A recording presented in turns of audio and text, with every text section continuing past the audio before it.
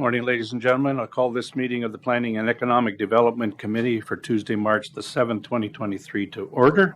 Start with roll call, Madam Clerk. Electronically reminder.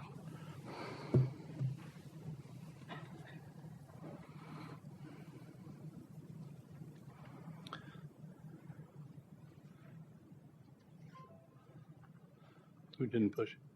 Councillor Kerr. Roll call. Who?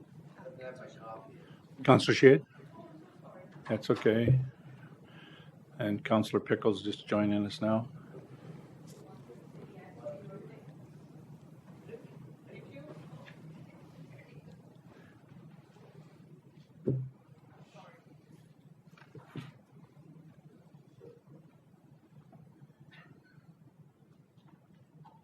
Okay.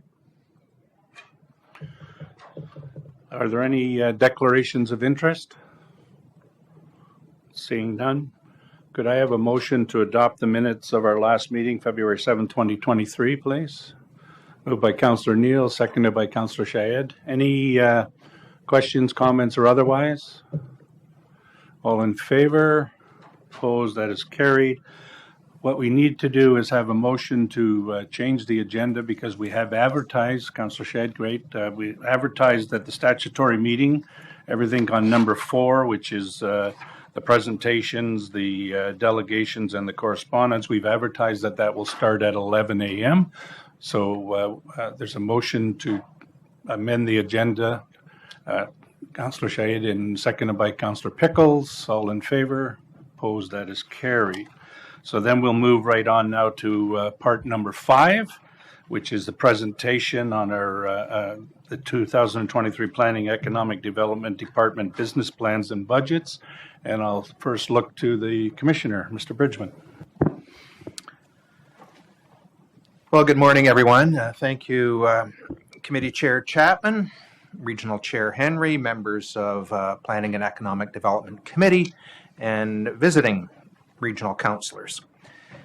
In a moment, you are going to be hearing from Nicole Pincombe, Gary Mueller, Lorraine Hunink, and Simon Gill with details of the Planning and Economic Development Department's 2023 business plan and budget. But by way of brief introduction, I just want to recap that the Planning and Economic Development Department has 2 main operating divisions, the Planning Division led by Gary Mueller and the Economic Development and Tourism Division led by Simon Gill, plus the Rapid Transit and Transit-Oriented Development Office led by Lorraine Hunink. Overall, the department has a staff complement of 65 dedicated professionals who do amazing work on behalf of the taxpayers of the region of Durham. Overall, the departmental budget for the 3 functional areas is approximately $13.3 million, and given the nature of our work, it's mostly operating. We are proposing 2 new staff positions in the Economic Development and Tourism Division, one of which has already been filled because the funding for which comes from the reallocation of the Toronto Global monies, which you may recall we discussed during the last term of council. Bill 23 may eventually have an impact on the Planning Division's budget, but since the full extent of the changes of Bill 23 have not yet been proclaimed in force, the Planning Division's budget for 2023 is generally similar in scope to 2022. Before I close, Councillor Chapman, I would just like to acknowledge and thank our Manager of Administrative Services, Cheryl Baldy-Jagpat, who works most closely, Cheryl's over there in the back row, give a wave, Cheryl, here we are, who works most closely with the Finance Department and puts the budget together for us. So thank you very much, Cheryl, for all your great work. So that concludes my remarks, Councillor Chapman, and I will now turn it over to Nicole Pincombe, the Director of Business Plans and Budgets in the Finance Department. Great. Good morning, Nicole. How are you? Good morning, Chair Chapman. Thank you very much. Good morning, committee. I appreciate the opportunity to speak to you this morning to provide just some introductory comments building on Commissioner Bridgman's comments on the Planning and Economic Development budget. I'd also like to echo his thanks to Cheryl, to Gary, to Simon and to Lorraine and their teams for their help in dedication and their collaboration in helping to build the budget that's before you this morning. The budget that is before you is aligned with the council approved guideline before you, so it rolls up on the regional portion to be aligned with that guideline. Like many budgets, there are many challenges that it faces in our current economic times with inflation, and the budget provides for those as well. For those new to council, the budget, once approved or once deliberated on through committee this morning, will be advanced to the Finance and Administration Committee on March the 21st, and then on to Regional Council on March the 29th. I'll just turn it over to Gary for the next part of the presentation.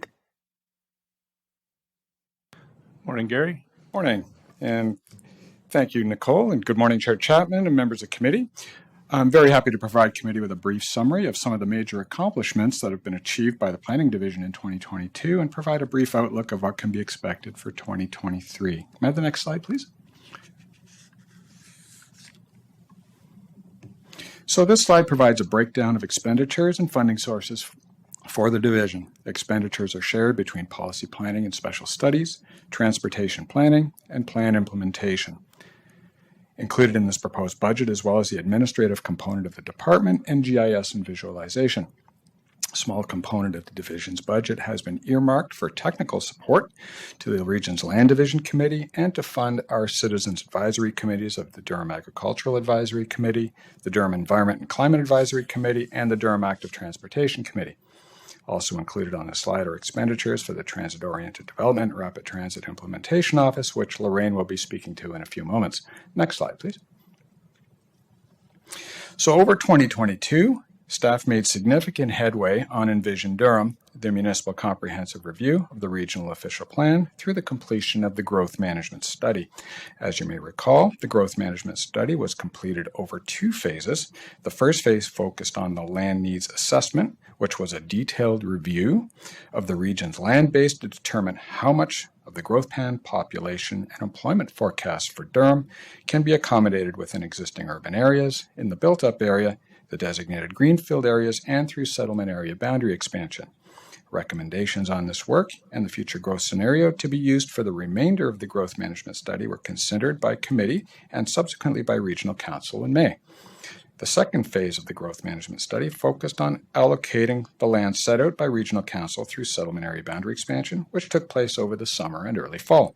This work was concluded in a council information package in November of 2022, which was sent out for public comment.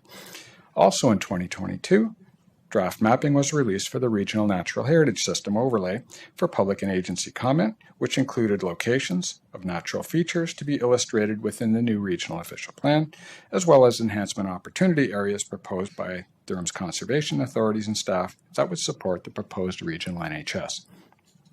Also in the spring, staff consulted on refinements to the agricultural system mapping, including the region's prime agricultural areas designation, the region's major open space areas, and through the course of 2022, staff worked to prepare the draft of the regional official plan itself, which will be the subject of the statutory public meeting commencing later on this morning. So as well, in 2022, staff presented a report to Committee of the Whole regarding the at-home incentive program. The program was developed as an amendment to the region's housing facilities bylaw to advance new purpose-built affordable housing rental projects. Program guidelines were prepared, which includes information about available resources, eligibility criteria, and the application and approval process. This year's budget continues with a contribution of $500,000 towards that initiative, and staff's recommendations on eligible projects for 2023 under this program will be presented at an upcoming Committee of the Whole meeting. In terms of improving efficiencies, in January of 2022, the Province of Ontario announced the launch of the Streamlined Development Approval Fund. The fund supports streamlining, digitizing, and modernizing the management and approval of applications for residential developments. The region is eligible for up to $500,000 in provincial funding under that program. The work under this funding builds on an initial contract by Computronics that delivered the Planet Development Tracking System for the region to modernize 15 business processes, integrate GIS with the Development Tracking System, and convert data from the legacy LDO system. An extension to the program was announced, and we expect to report on this initiative later in the spring. Next slide, please. So 2023, again, promises to be an active year for the Planning Division, with a number of projects coming to this committee. So for Envision Durham, the Municipal Comprehensive Review, staff will be presenting the draft regional official plan at the statutory public meeting later this morning, and public submissions and input received will be addressed when bringing forward a recommended plan. In 2023, staff will also be undertaking a number of active transportation-related initiatives, including ongoing work for the Durham Meadowway Visioning Study, including incorporating some of the input received at public information centers that were held earlier this winter, and developing some of the imaging work. And secondly, staff will be undertaking a signage and wayfinding strategy for the active transportation network so that cyclists can navigate and orient themselves in the network quickly and easily. This work builds on the 2021 Regional Cycling Plan and its recommendations to advance cycling infrastructure and amenities and program to establish the region as a premier cycling destination. The cycling signage and wayfinding strategy was one of 4 strategies to support a greater shift towards a more cycling friendly culture. So the strategy was awarded $50,000 in funding through the federal government's Active Transportation Fund to support a modal shift away from cards and toward active transportation in support of Canada's National Active Transportation Strategy. Our annual business count will also take place again this year to canvass businesses, track employment characteristics, and gather other information. So now I'll turn it over to Lorraine Hunick, who will present the business plan and budget for the Rapid Transit Implementation and Transit-Oriented Development Office. Lorraine. Morning, Lorraine. Good morning, Chair Chapman, and good morning, committee members. And if we can go to the next slide, please. Wonderful, thank you. In 2022, also a busy year in respect of rapid transit and transit-oriented development. As you are aware, the Bowmanville GO Extension project was announced, funded, and Metrolinx procurement started in 2022. The RFP to build the extension closed in October, and I understand there was a very robust response, and it's proceeding to the next step.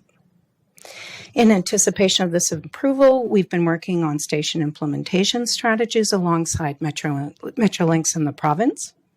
We've also continued our collaboration with Metrolinx, Oshawa, and Clarington to advance design and feasibility assessment of the extension, including impacted regional assets.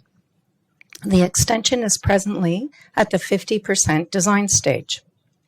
We also worked with Metrolinx and our local area municipal partners to advance the preliminary design business case for the Durham-Scarborough Bus Rapid Transit project and commenced Simcoe Rapid Transit environmental assessment work by initiating a visioning study and initial business case. Next slide, please. In 2023, we will continue to work with Metrolinx in the province on station delivery and advance TOD opportunities. We will be coming to the Committee of the Whole meeting in March with our station strategy. In 2023, we are also planning for the PDBC for the Durham-Scarborough Bus Rapid Transit project to be finalized, and then we advance working on securing funding for this asset. And we're also going to be advancing the business case for Simcoe Rapid Transit. We have public meetings planned for the end of this month. Soon you'll see the public service announcements and our specific outreach to councils so that you'll understand the nature of what's being proposed at the PICs. Thanks very much, and I'll turn it over to Simon. Good morning, Simon. There we go.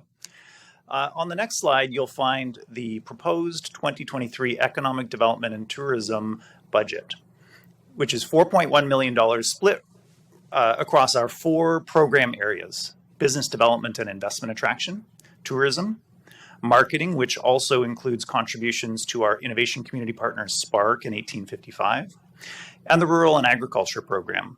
We also make a core contribution to BACD, which is matched by the province. On the next slide, you'll find some 2022 Economic Development and Tourism Program accomplishments. We showcased the region at the Collision Conference last year with many partners from the area municipalities, the post-secondaries, and our innovation community. We delivered great customer service to 157 new leads that came to the region and that we generated. This included pitch packages, presenting suitable real estate options, and hosting site visits. We coordinated and did some paid promotion for Shop Local campaigns, driving great spending to some of our locally owned and operated businesses. We promoted Durham Region as a desirable location for new investment, driving an 18% growth in social media across all channels year over year. And we bid on and hosted a number of sporting events with local partners like Quidditch and the Lacrosse Festival. Next slide. Still in 2022, we received council endorsement for a project that we worked on throughout the year, Ready, Set, Future, which we are excited to start implementing this year. We continued work on Project Woodward, which is an effort to establish a clean energy business park on regionally owned lands in Clarington. And looking in the north, we promoted Durham Region's great agricultural sector through a variety of projects, including Gates Open, which showcased 10 great local farms to thousands of visitors, and hosting the successful Feast on the Farm event. We also launched the North Durham Tourism Ambassador Program to support the industries in the north. On the next slide, you'll see our 2023 economic development strategic highlights. As the Commissioner mentioned, we're going to be reallocating or in the process of reallocating membership fees in Toronto Global to bolster our own internal investment attraction efforts. We hosted the Ontario Parasport Games, building a legacy of inclusive sport. And as I mentioned, we're going to be implementing Ready, Set, Future, which includes other plans such as the Growing Agri-Food Durham Plan and the Growing North Durham Plan, which recently received council endorsement here and in the north. And lastly, we'll continue to market Durham Region's great story about our innovation community and our capacity to solve great challenges. On the next slide, representing the department now, are some risks and uncertainties for the departmental budget. Bill 23 and other provincial initiatives or legislation may affect the timing or delivery of the planning program. Application revenue may not meet forecast. Additional consulting funds may be required if additional work's needed under the 2023 program. We've identified a risk of a potential moderate economic recession that may impact the programming that we deliver in the Economic Development Division, and the timing of procurement of the Bowmanville GO extension and subsequent ability to implement TOD strategies to advance station delivery.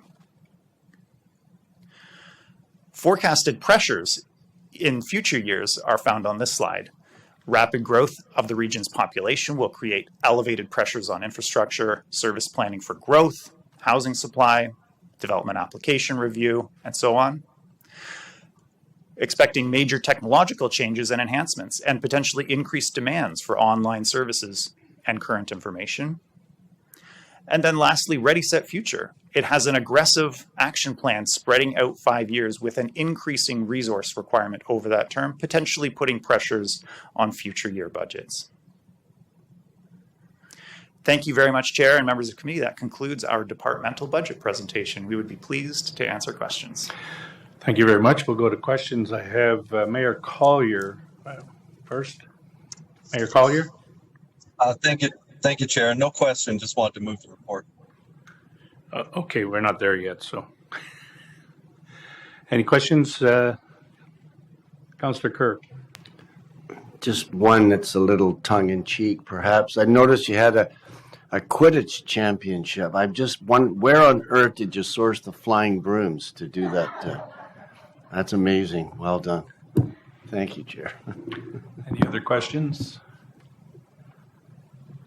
Councillor Neal. Yeah, thank you very much, Mr. Chair. Driving in this morning, I see this big provincial asset called the 407. What exactly are we doing with that, Mr. Chair, to Mr. Bridgman? Are we building along that corridor? Are we going to ask the province to take finally those, which would be, I know what the answer would that be, would be to take the tolls off there, because it comes right across all regional, the lakeshore communities. I mean, what an asset. And we're dealing with infrastructure, as one slide says, infrastructure shortfalls. Yet I don't see anybody using it. I mean, is there something more that can be done? The province likes to set these goals for us. Well, what about helping us out with that major 407 asset that goes right across these lakeshore municipalities? Commissioner? Thank you. Through you, Chair, and thank you for that question. It's a good question. And if what I could do for starters is to call on Gary to describe how in the new regional official plan lands along the 407 are designated, because some in the Pickering area is designated, and we are seeing quite a lot of investment in the Pickering area. But I think through the new regional official plan, more employment designations will be provided along the 407 to take advantage of the asset, as you say, and then in terms of servicing, et cetera, to see shovels in the ground is, another sort of issue that we're sort of addressing in terms of employment land servicing. But Gary, maybe if you could just describe in sort of words, the extended designation. Certainly, and thank you. And through the chair, you'll notice that when we start to describe the future land uses through Envision Durham, that the 407, 412, and portions of the 418 have been set aside largely for employment area uses, leveraging their visibility and accessibility to highways so that we can start to see some manufacturing, warehousing, and similar uses along those strips. So from a land use perspective, yes, in the fullness of time, these areas will see developable frontage and increased activity with not only new employment uses, but eventually new communities around them as well. In terms of the 407 itself, I might just defer to Mr. Pereira, and perhaps if we could sort of speak to transit initiatives along the 407 as one of the propositions that seems to be a past and ongoing discussion with regard to that particular ribbon. Great. Thank you, Gary. Through the chair and to Council Neal, with regards to the 407, we have had discussions with MTO with regards to looking at that corridor itself from a transportation perspective. They have provided through the GGH transportation plan a line that would connect from Burlington all the way to Oshawa, and that line would follow the 407 and then will then transverse down the 412 and connect into the system. That's a planned future transit line. They haven't determined what that technology is, but it is envisioned as that. We have expressed to them with regards to extending that across the 407 to link towards Clarington, and so they have expressed that they would look at that in further detail. But we're also looking at the bus rapid transit across there as part of and using the parking lots, the carpool parking lots as those particular stations. So combined with that, it will also help with regards to development in that area. Even through the high-frequency rail conversations we've had with the Joint Project Office of VIA, we're looking at that particular corridor as well and positioning with regards to any ridership business case that we've had with regards to Pickering. So therefore, it will increase the travel demand and utilization of that corridor. Councillor Neal? Thank you. Councillor Pickles? Thank you, and I guess the question is probably for Gary, but if I recall the slide with respect to revenue and expenditures, on the revenue side for planning, it was 98% tax, property tax, I think, or it was very high anyway. Do we not get DC money for doing planning exercises? And if I recall, as a result of Bill 23 would actually, some of the planning that we might have received DC charges for, we wouldn't in the future. So I was a bit surprised that the reserves and the reserve funds part was low, because I thought, at least at the lower tier, I think we get more DC money for undertaking planning. Right. I'll begin with a reply through the chair. In terms of studies, from what I understand, is that for things like the municipal comprehensive review, that's actually an account that's a corporate account as opposed to a departmental. So it would be captured separately. But in terms of DC revenues and that approach, I may just go to Nicole or to Nancy in the back, who may be able to I answer that. think Commissioner Taylor wants to answer that.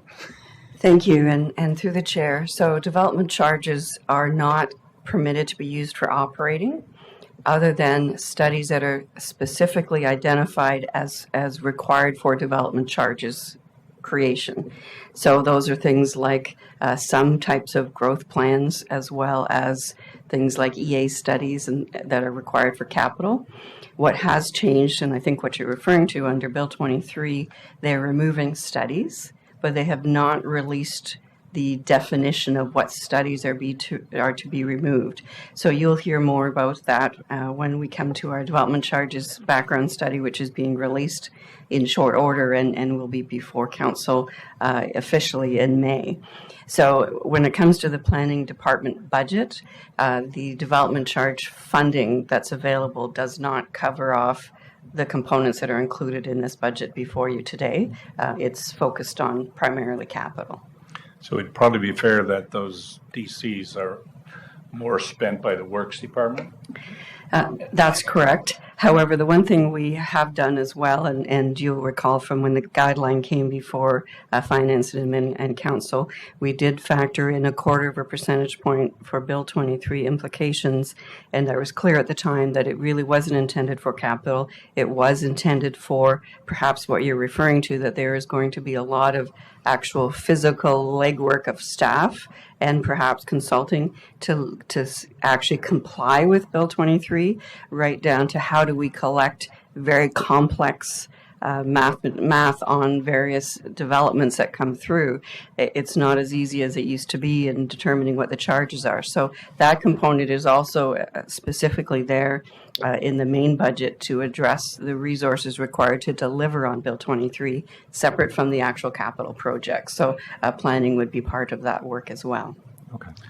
I guess I was just surprised that we didn't have a greater percentage from reserve funds that we collected through development charges to do sort of the pure planning. I understand if we're doing EAs for roads and that, it's in another budget.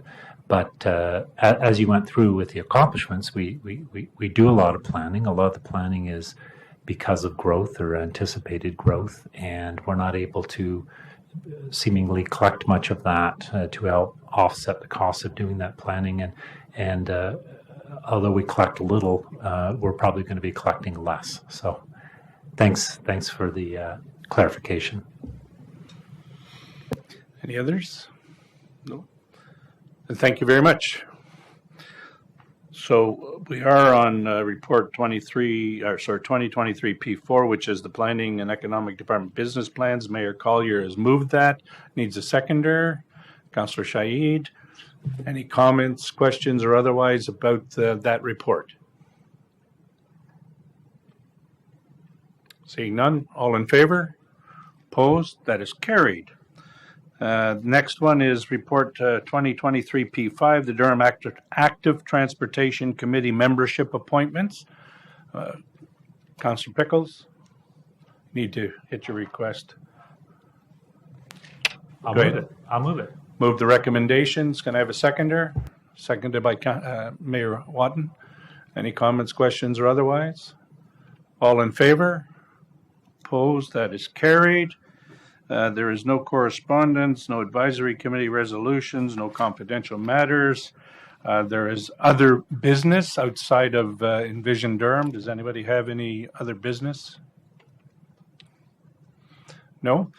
So just so we know, the plan for today is we are now, because we wanted to, we didn't want to have people sitting around. We didn't know how long the business or what other reports might have been included at the 9:30 session.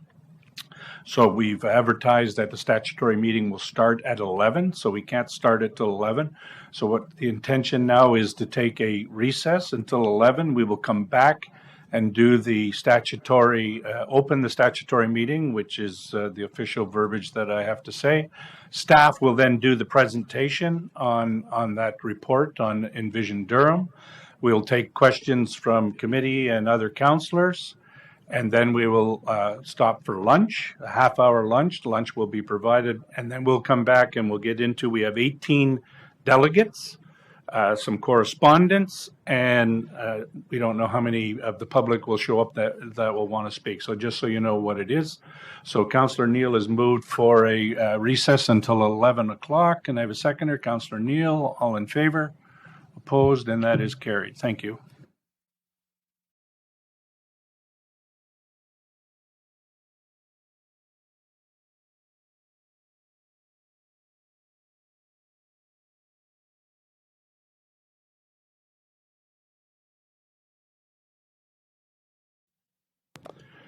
So I'll call this meeting of the the Planning and Economic Development Committee back to order.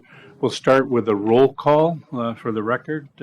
Madam Clerk, it's electronic.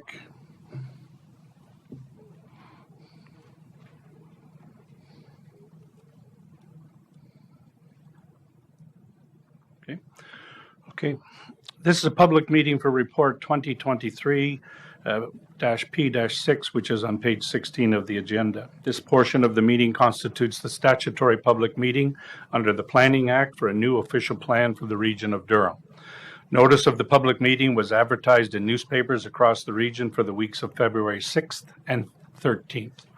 Notice of the public meeting was also sent to the Envision Durham interested parties list, which is approximately 780 recipients, and our agency circulation list. The notice was also placed on the Envision Durham website. It is important that those who may have an interest in this matter make a submission prior to Regional Council considering the adoption of the new official plan.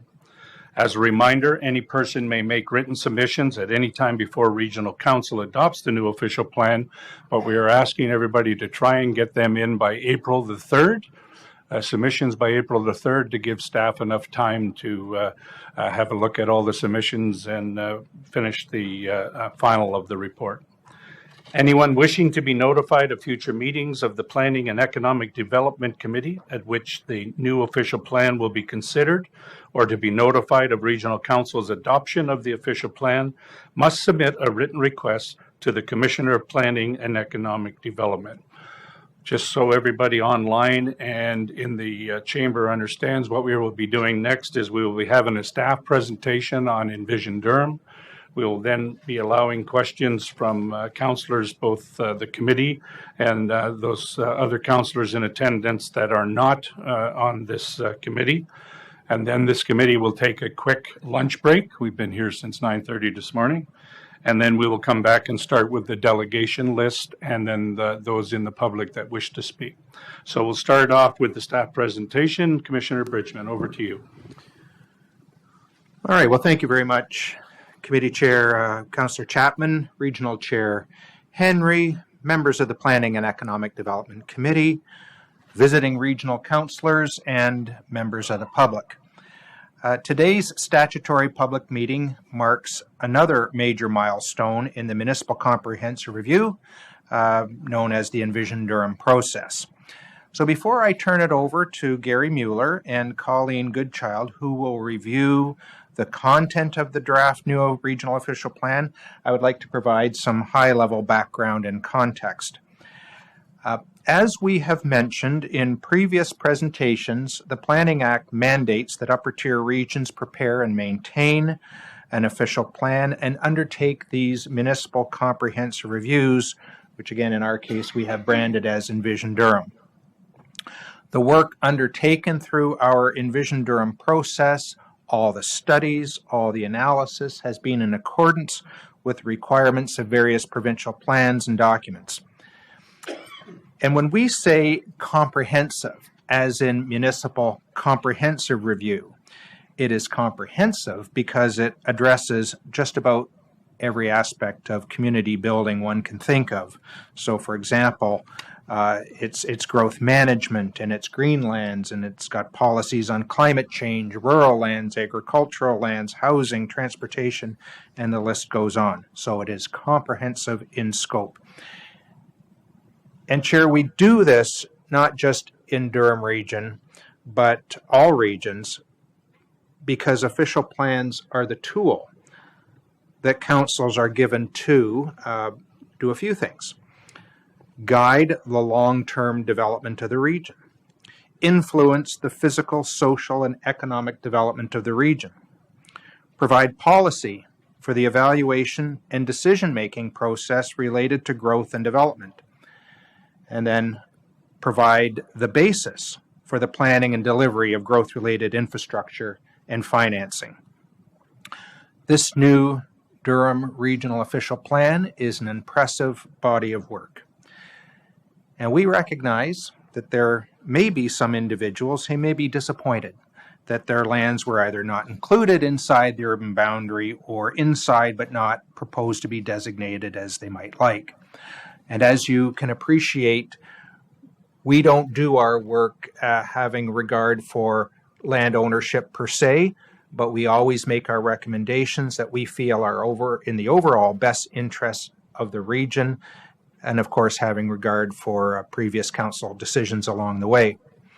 So in that regard, I would just note that this plan provides for a very healthy supply of land for residential development and an appropriate supply of employment land so that we can be investment ready when opportunities arise.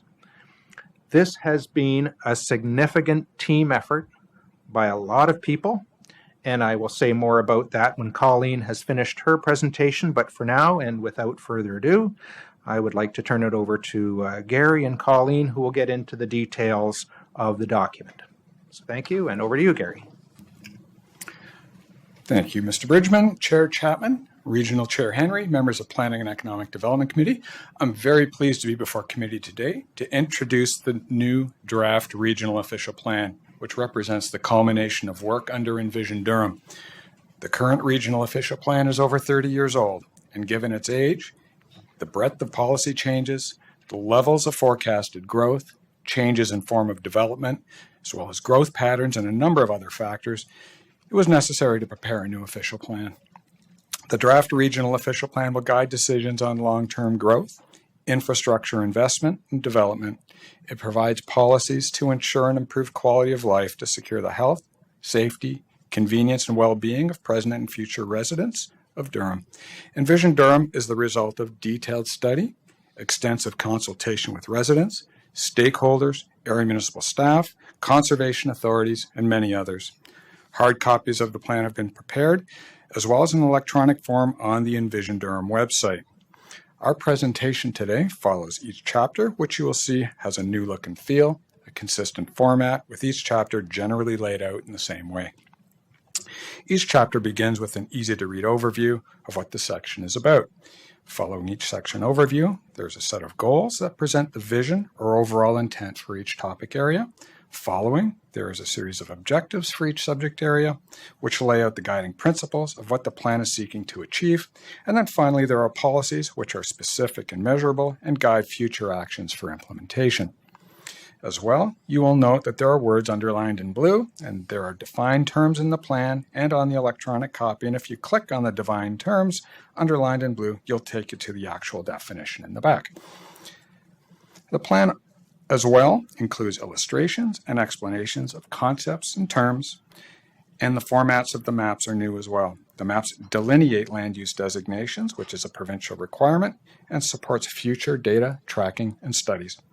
The maps lay out each of the systems of the plan. They lay out urban and rural systems, a natural heritage system, a transportation system, and aggregate resources. A review of the maps shows a complex way in which each of the systems are tied together and integrated. Next slide, please. So under the Planning Act, there's a legislative requirement to review the regional official plan every 5 years. And in the case of new official plans, they must be reviewed within 10 years of coming into effect.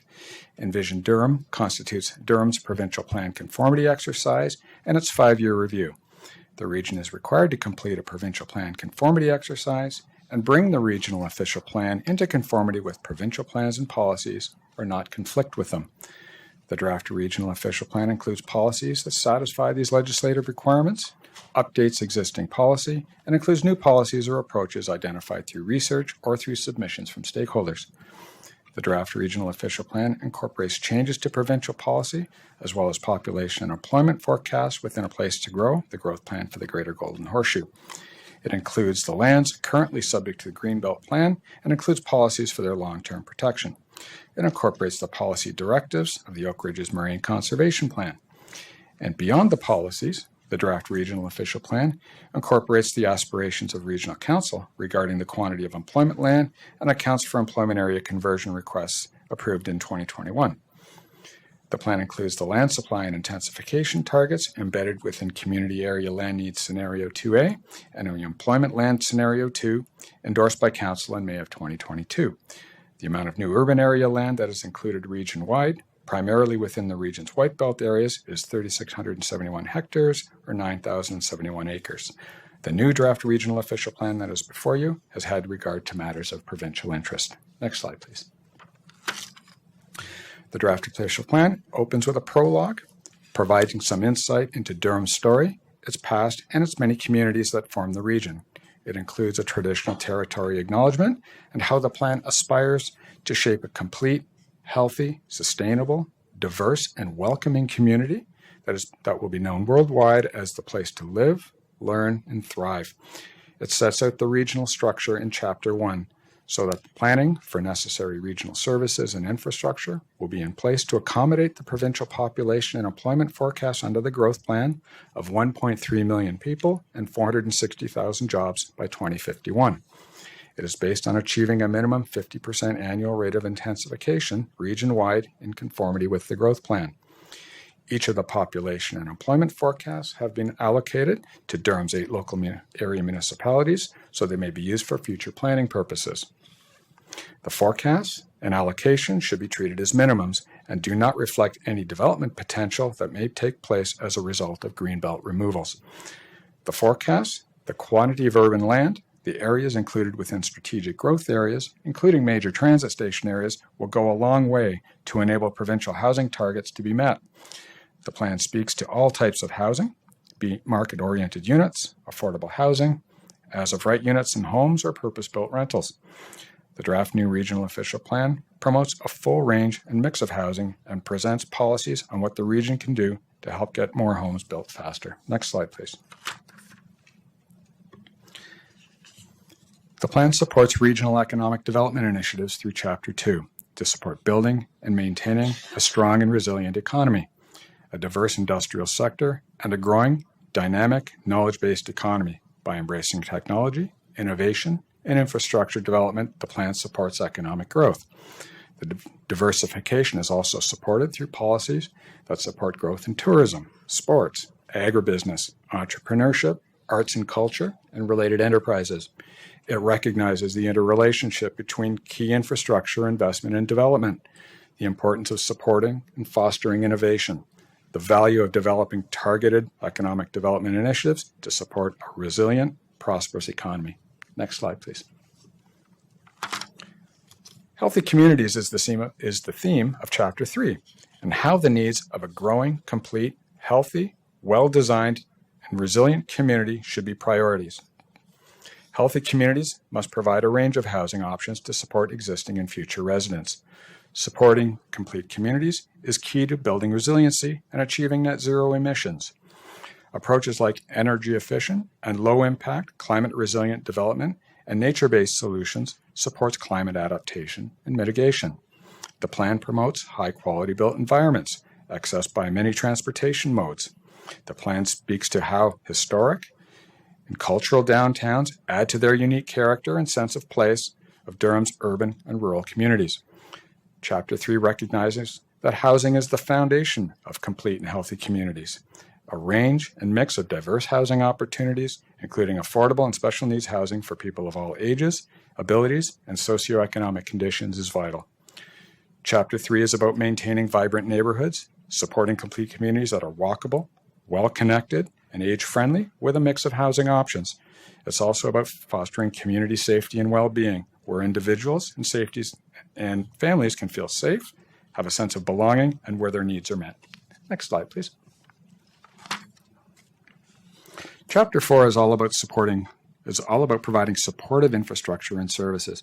The planning, financing, and provision of adequate regional infrastructure, community and support services are key responsibilities of the region. Regional infrastructure and services, including regional roads, transit, water distribution and treatment, sewage collection and treatment, waste collection and diversion, social services, including housing services, public health, and paramedicine are those responsibilities. Given the levels of growth that are forecasted within our existing communities and newly developing areas, there's a critical need to ensure that the full range of regional services and infrastructure will be planned, coordinated, and in place to accommodate future growth. The regional role of integrating planning and growth management with its network of infrastructure and services will be key to ensuring success as population and employment in Durham's communities continues to grow. Ensuring supportive municipal infrastructure and services are in place, planned and maintained is essential for a growing, prosperous, and economically competitive region. Policies related to infrastructure phasing and financial management are also included in this chapter. So now I'll turn it over to Colleen Goodchild, our Manager of Policy Planning and Special Studies, to provide an overview of the rest of the plan. Colleen. Thanks very much, Gary. So Chapter 5 provides policies and together with the maps sets out the structure for our vibrant urban system. Our urban areas are where most residents and businesses will reside and where the vast majority of future growth will be directed. Durham's urban areas will continue to grow, diversify, intensify, and change. The focus of this growth will be in our 5 southern municipalities of Pickering, Ajax, Whitby, Oshawa, and Clarington, so they continue to grow as efficient, compact, and complete communities. The urban system sets aside key locations for transit-oriented communities. It also promotes logical and sequential development patterns, with new development generally taking place adjacent to existing developed areas. This chapter sets out the many parts of our regional structure under our vibrant urban system, and they're shown on Map 1, which is on the screen. These areas include strategic growth areas, which are generally shown in various shades of pink on our map. These are the areas that are optimal locations for our intensification and higher density mixed-use development, and focal points for our transit-supportive densities. The strategic growth areas include our urban growth centers of Pickering City Center and downtown Oshawa as magnets for higher density, mixed uses, and transit-oriented development. Our strategic growth areas also include regional centers such as downtown Ajax, Whitby, Bowmanville, and other areas that are significant central places and opportunities for growth and redevelopment. Our protected major transit station areas that are along our Lakeshore East GO line, as well as the GO East extension, are also strategic growth areas and are vital and untapped opportunities to create walkable, transit-oriented development and placemaking. Strategic growth areas also include our rapid transit corridors along Highway 2 for bus rapid transit and along Simcoe Street in Oshawa. These are the right locations to encourage transit-supportive densities. The success of our strategic growth areas is going to be tied to strategic investments in municipal services and transit. The majority of our housing is and will be located within our community areas, and these are shown in pale yellow on the map. Community area growth includes infill in our existing communities and growth within existing urban boundaries and new development within urban expansion areas. These areas are where a full range of housing and related services are to be provided. Community areas are to develop as complete communities.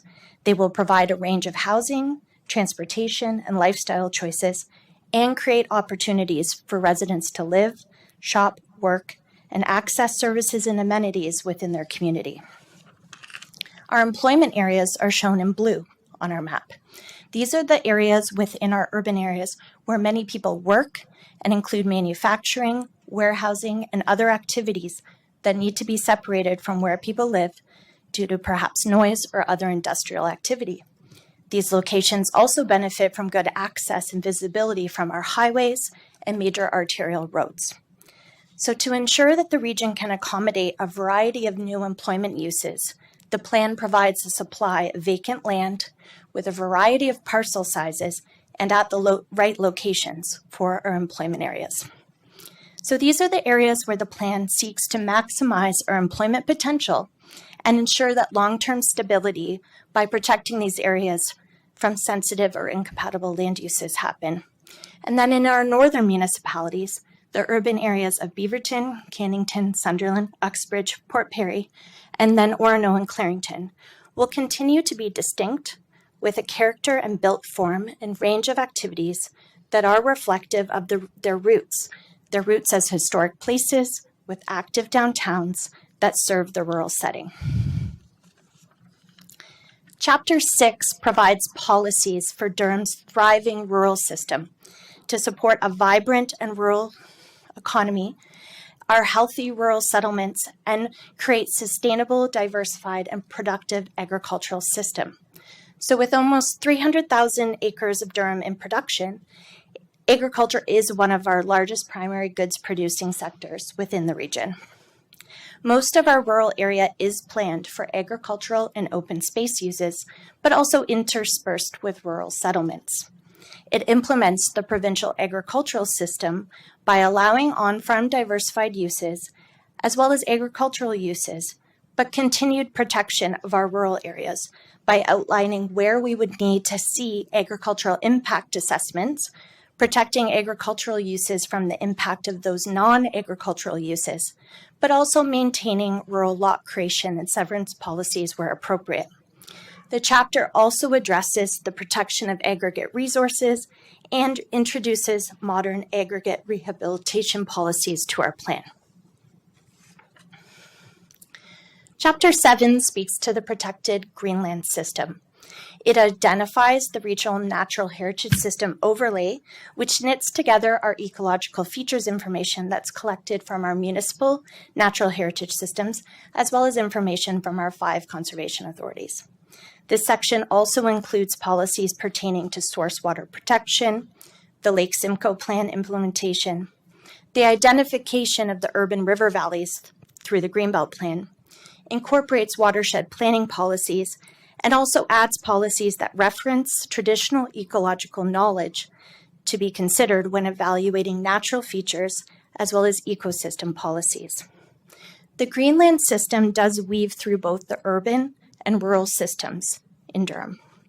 It contains the areas with the highest concentration of sensitive and significant natural features, functions, agricultural lands, and rural lands. Policies of the Greenland system do aim to support environmental protection and conservation, but as well as balancing major recreational uses, protection of our waterfronts, and rural and agricultural uses. Chapter 8 provides the policy framework for a connected transportation system that is integrated, safe, efficient, reliable, and fiscally sustainable. It promotes providing transportation infrastructure to reduce greenhouse gas emissions while avoiding impacts on the natural environment wherever possible. It promotes a complete streets approach to accommodate all modes of transportation, incorporating transit-oriented development strategies and supporting active transportation options. It encourages measures to enhance our streetscapes, separate pedestrian and cycling facilities, as well as supporting alternative development standards to support TOD or transit-oriented development. Also includes improvements to the transportation network that will include planned intercity passenger rail projects that cross our region, including via high-frequency rail initiative. The plan also encourages investments in active transportation infrastructure within this chapter. The system includes many updated and new maps, including our transit priority network, the road network, our strategic goods movement network, a new active transportation network, and lastly, a new regional road right-of-way requirements map and the associated table. Chapter 9 is a combination of our existing special policy area policies, as well as our site-specific policies from the current regional official plan. The Greenbelt Plan areas removed by the province within Pickering, Ajax, and Clarington have also been identified in this chapter as a new Special Study Area 6. This approach is necessary given the province's stated intention to return the removed lands back to the Greenbelt if the certain milestones are not achieved. Some examples of those milestones included progress on the planning approvals by the year 2023 and the homes under construction by 2025. So as Gary mentioned, the development potential for these areas is not yet included within the regional official plan. So last night here at regional headquarters, regional staff hosted a public open house from 6 p.m. to 8 p.m. on the draft new official plan. This event provided the public with the opportunity to ask questions, review our materials, and provide comments and information to staff. We had several maps available, as well as a number of tablets that we could use our web viewer for Envision Durham to look at the mapping so that people could review their property and what designation may be proposed. So it was a really successful evening. We had almost 100 pre-registrations, and some of those people didn't show up, but we had a total of almost 100 people attend the open house last night. So next, at today's meeting, as Councillor Chapman mentioned, committee will receive delegations on our draft new official plan.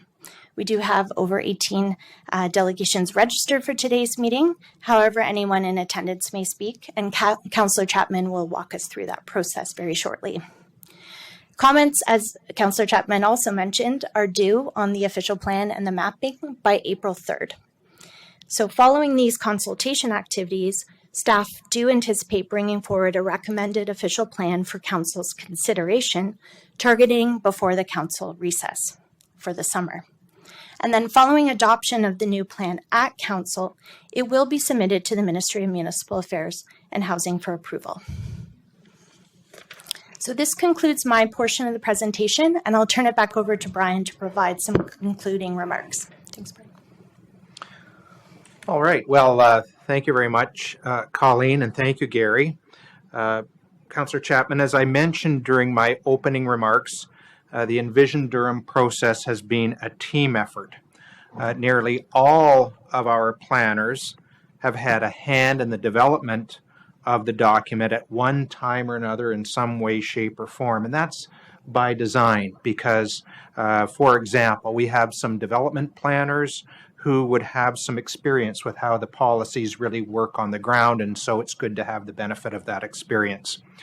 As well, all regional departments have also provided input, reviewing drafts of the policies, such as Works, Finance, the CAO's office, Health and Social Services, and we are very grateful for that range of input as well. Our GIS and visualization team are the highly creative and talented staff who bring the words on the page to life with the amazing maps and graphics that you'll find in the document. So thank you, Heidi Ing and your team for all of this great work.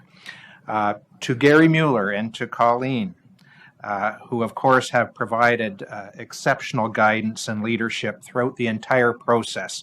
So my sincere thanks to you two for keeping everything on track and for your excellent work.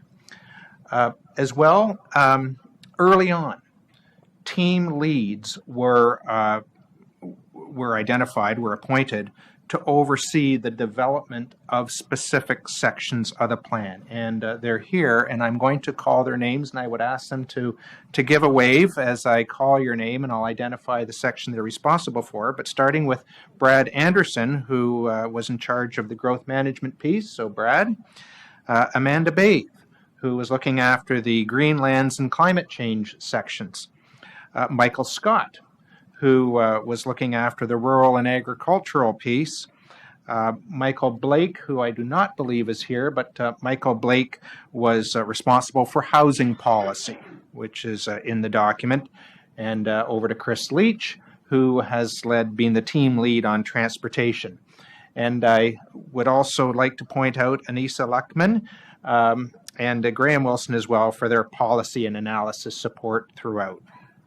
And then there is Jonah Kelly, who has sweated all the details as Envision Durham's project manager. So give a wave there, Jonah. But my sincere thanks to Jonah for your diligence and your excellent work over the last number of years. It's been a concerted effort for sure, and fantastic work along the way.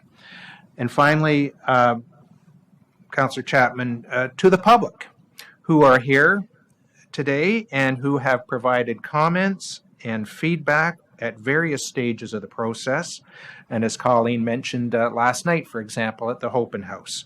Since the very beginning, we have really tried to make this an open and transparent process. And we appreciate the time that everyone has taken to assist us with Envision Durham. So with that, Councillor Chapman, thank you for allowing me to recognize staff in this way. That concludes our staff presentation, and over to you, please. Thanks, Commissioner, and thanks to all the staff for the hard work in putting this together. I have my copy here, some nice maps there, GIS folks, way to go. And thanks for the presentation. So we are now open it to questions from any councillors, and the first one I have is Mayor Collier. Mayor Collier?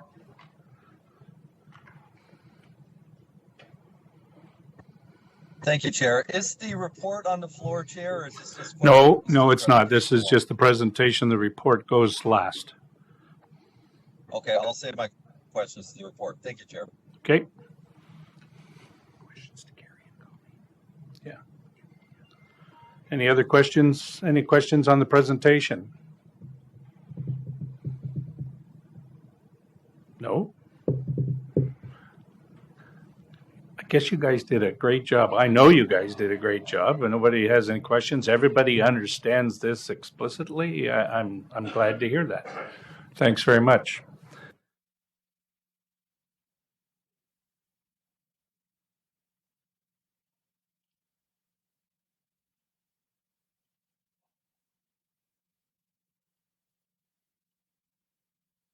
Just take a minute here. The commissioner needs to check something for me.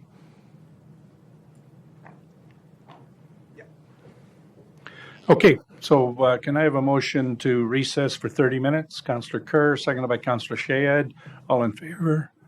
Opposed? That's carried. So we will back here at 12 o'clock, and then we will start off with the delegations in order of how they've been registered. Thank you very much.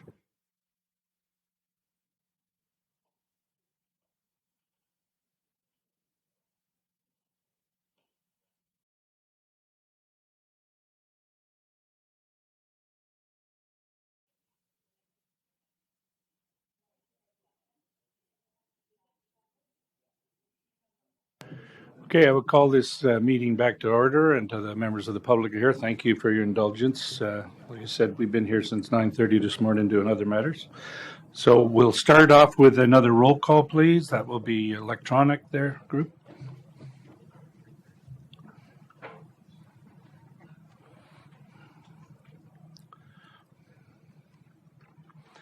Okay. We'll now go to the delegations. The list is the delegations that registered first, and I'd ask each person when they come forward to state their full name and their mailing address if you haven't already provided it, but your name at least. And remind everybody that a delegation is 5 minutes, and I do have a timer. And the first one is Joanna Fast, Evans Planning, on behalf of GLS Group of Companies. Good afternoon. Good afternoon, Mr. Chair. You ready to go? Yes. Okay. So I'm here today on behalf of GLS Group of Companies. They're the owner of the property at 1345 Winchester Road in Oshawa. The property is located on the south side of Winchester Road, east of Harmony Road North. The southerly 26 acres of the property is currently within the existing urban boundary and is designated community area. And the northerly 2/3 of the property is currently within the White Belt and is proposed to be brought into the 2051 urban boundary. The draft official plan mapping proposes to bring the lands into the urban area and designate them as employment area. While we agree with the region that the northerly portion of my client's lands should be brought into the urban area, we disagree with the employment area land use designation that's proposed. Given that the southerly portion of the lands is already designated community area and is planned for residential uses in the Kedron Part 2 plan, we respectfully request that the northerly 50 acres also be designated as community area, or that the employment area designation be reduced to a smaller strip along Winchester Road. The provincial direction on the importance of building homes has been clear. More homes built faster. The subject lands are directly north of the existing urban boundary and community area. It will be easy to extend services and build homes on these lands. In contrast, the community area north of the Highway 407 that's proposed will not have easy access to servicing and will likely sit vacant for many years. Oshawa has a great deal of employment lands that are currently within the urban boundary that are sitting vacant, for instance, in the Northwood employment area. So these lands can accommodate the shorter term employment growth in the city. With the provincial mandate so clear, the lands directly north of the urban boundary in the Kedron Part 2 plan area should be planned for residential purposes. To compensate, the lands on the north side of the Highway 407 in this area should be planned for employment, since the need for employment lands is not as dire as it is for housing. So my client also wished to be part of this delegation to speak about their business in Oshawa, but was advised that they had to provide a separate delegation. So as such, the next delegation will be provided by my client. So should you have any questions, I'd be pleased to answer them, or my client can also respond following his delegation. Great, thank you. Any questions to this delegate? Seeing none, thank you. The next one then is your client, Max Lissick, on behalf of GLS Group of Companies.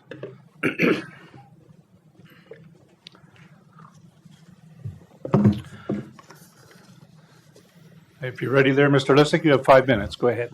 Thank you very much, Chair Chapman. Good afternoon. Good afternoon, Regional Chair Henry, and good afternoon, Committee.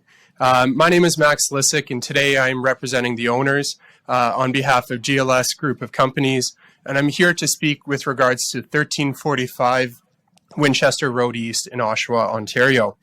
Last night I had the opportunity to attend the public open house, and speaking with a few planning staff during our conversations, I asked for them, why was there an employment lands designation south of Highway 407, whereas the majority of future community lands designation for North Oshawa is all north of the 407. A few comments that I received was that the main hesitancy was due to the existence of green fingers / NHS within the northlands of Highway 407, which would cause potential issues for future employment lands. One thing I want to point out with regards to NHS and green fingers, if you look at the previous regional official plan and then compare it to the North Brooklyn secondary plan, first off they don't always align. And then if you look at the numerous draft plan applications being proposed today and going for approval at the town of Whitby, it doesn't always properly line up perfectly. And the reason why I wanted to point this out is that this is because specific field reviews are conducted during the draft plan process to properly identify NHS and green fingers compared to desktop reviews and analysis that occur at a high level compared to in-depth analysis during the draft plan process. Secondly, after attending the region official plan or the region open house, I was able to get over to the city of Oshawa and attend the Columbus Part 2 planning areas. For those who may not know, the Columbus Part 2 planning areas was approved as part of the 2031 growth forecast through the Municipal Comprehensive Review. These lands are located north of Highway 407, and today there is still no development occurring on those lands. In fact, the public meeting for the secondary plan just occurred last night. So, and at last night's public meeting, city staff acknowledged that these lands are 5 to 10 years away from construction only if services are brought under Highway 407 in the near future. So these lands were intended to meet the growth targets as established in the 2031 Regional Official Plan. However, they will be lucky to begin construction in 2031. If the draft Regional Official Plan as presented today is approved as proposed, new home construction will be delayed or stagnated similarly to what is occurring in Columbus for North Oshawa. It is my understanding that the City of Oshawa is relying on these Columbus lands to meet the growth targets of Bill 23, which is the More Homes Built Faster Act. If Oshawa solely hangs their hats on the available homes in the Columbus and Kedron Part 2 planning areas, they will likely not meet their pledge to the province by 2031. This is simply because no municipal services currently exist, and the fact that the Columbus Part 2 plan still hasn't been approved by council. Therefore, the possibilities of appeals and delays are legitimate. I want to point out and remind committee that it took 5 years to settle the appeals of ROPA 128. So we could have a potential issue here. So for that reason, it is imperative that the Envision Durham MCR proposes some community lands in North Oshawa, south of Highway 407, as these lands are plug-and-play subdivisions because municipal services already exist at their doorstep. And lastly, in conclusion, no matter what level of government, be it federal, provincial, regional, or municipal, everyone talks about creating or providing housing. But no one seems to ask for advice as to how to achieve housing in an efficient and timely manner. We are also a large rental housing supplier in Durham region. We currently receive between 20 to 30 rental inquiries daily for 2 to 3 bedroom apartments. Designating land south of Highway 407, and more specifically our property 1345 Winchester Road East, as employment does not alleviate the current need for housing, especially rental housing. Our goal is to provide a substantial amount of rental housing on our property at 1345 Winchester Road East. We are prepared to do so in a timely manner if a logical approach is applied to the Envision Durham Regional Official Plan update as presented today by myself and Joanna. I appreciate the committee's time in hearing my delegation. Thank you, Mr. Lissick. Thank you. Your time is up. Yep. I stick much to the time clock. Thank you very much. Questions of the delegate? I see Mayor Collier. Mayor Collier? Thank you, Chair. I wonder, Chair, may I ask a question through you to staff based on the delegation? No, these are questions to the delegates. That comes with the staff report when we do it after all the submissions have been made. It's not based on the staff report. It's based on the request from the delegate, the last 2 delegates, Chair. Yeah, I want to know procedurally what the format is. Well, the format is they've made their submission to staff. Staff will look at them all, and when they come back with the final official plan for our approval, it'll either be included or not included, and comments will be answered in the final report. Okay, well, I'd rather ask staff more specific questions, Chair. Yeah, no, but the rules are it's questions to the delegate, not to staff. This is the delegate's time, so. You have a question of the delegate? No, I'll wait till staff. Thank you. Okay. Next is Councillor Kerr. Thank you, Chair Chapman, and through you to Mr. Lissick. Thanks for your delegation and your associates' delegation today. So is it your contention then that with the advancement of services coming up from the south of your property into where your property is, that those services will be there in advance of Columbus, and therefore to ensure the availability of lands to meet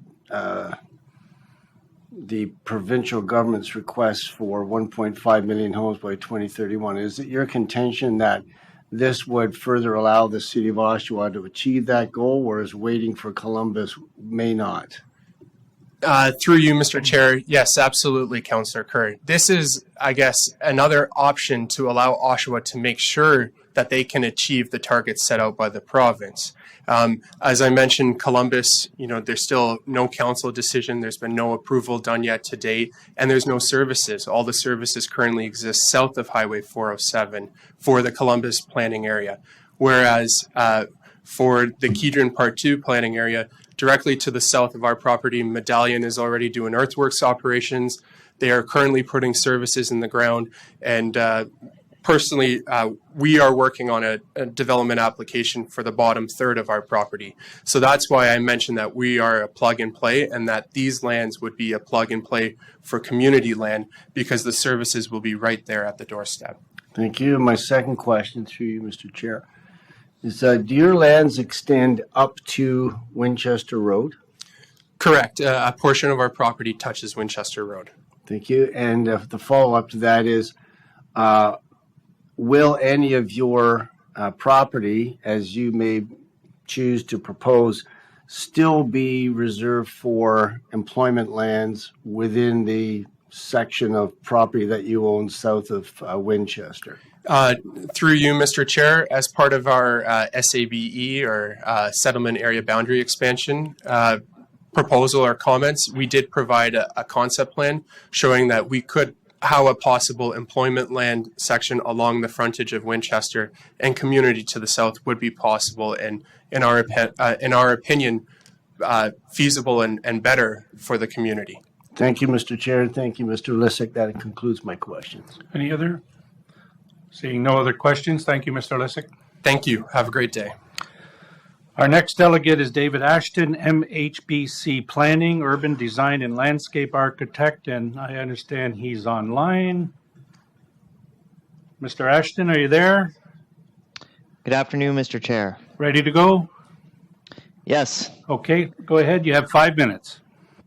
Great. Thank you for the opportunity to speak this afternoon. I'm here on behalf of our client, White Owl Properties, for lands located at 2065 Town Line Road, which I would also reference as Concession Road 3 or the future Peter Matthews Drive.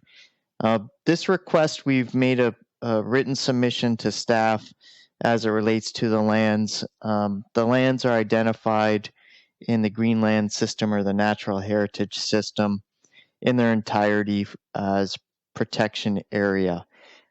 What we are requesting is that staff review that mapping relative to approximately 2 hectares of land. There's 2 hectares of land that have no other underlying natural feature that would see the designation of that portion of land as part of the Natural Heritage System. And that's been the case since the previous official plan and the proposed official plan. We provided information that illustrates the various underlying details that create the natural heritage feature, and also information that we had completed by environmental consultant to confirm what is on the ground at the property. So the request that we have is that the lands that contain no natural heritage feature, that those areas be removed from the natural heritage system and be designated as part of the community lands system. So the 2 hectares is north of Peter Matthews Drive and south of the Brock West landfill. It actually is already somewhat has been constrained by an existing hydro corridor. There's an existing trail that is on an unopened road allowance that also contains major infrastructure that services lands to the northeast. So this is an area that's been disturbed with infrastructure. It is not identified as having natural feature properties, and could be considered as opportunity for some infill along Peter Matthews Drive, which is a planned arterial with transit. And in fact, with the design of the road. There's a transit station right at the intersection of Peter Matthews Drive and what I'll refer to as the extension of Valley Farm Road to the north, which is on the unopened road allowance. So our request is for consideration of that portion to be removed. We've provided a submission to staff that identifies some of the details in the mapping request change.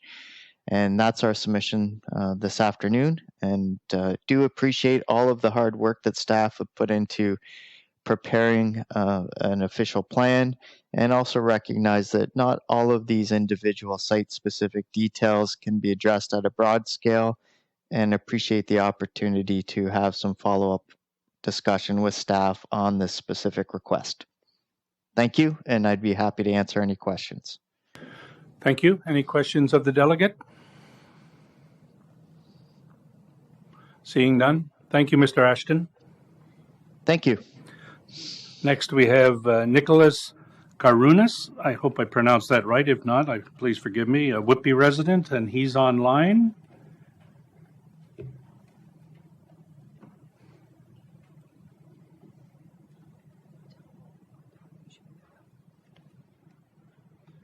Nicholas, are you there?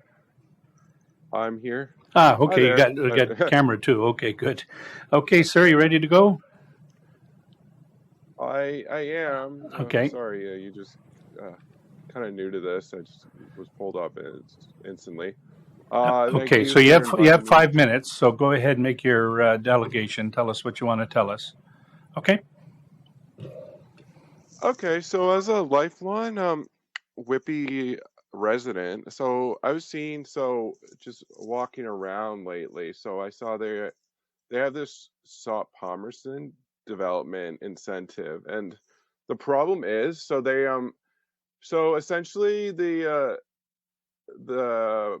purpose of this incentive is they want to build a school over more condos in this area where a school was before, but the problem is they were actually doing earth testing because there was years of asbestos runoff into the surrounding earth, and I'm not sure if that had passed with a current developer, and he so I mean I hope that it would have if they were just planning to develop condos. So I was just asking to see the status of this testing and what may have happened with it before they would develop anymore.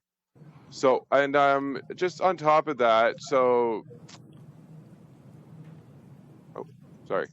just on top of that, with other issues that I have, I actually helped canvass for Elizabeth Roy recently. And so I made a lot of promises to a lot of different residents.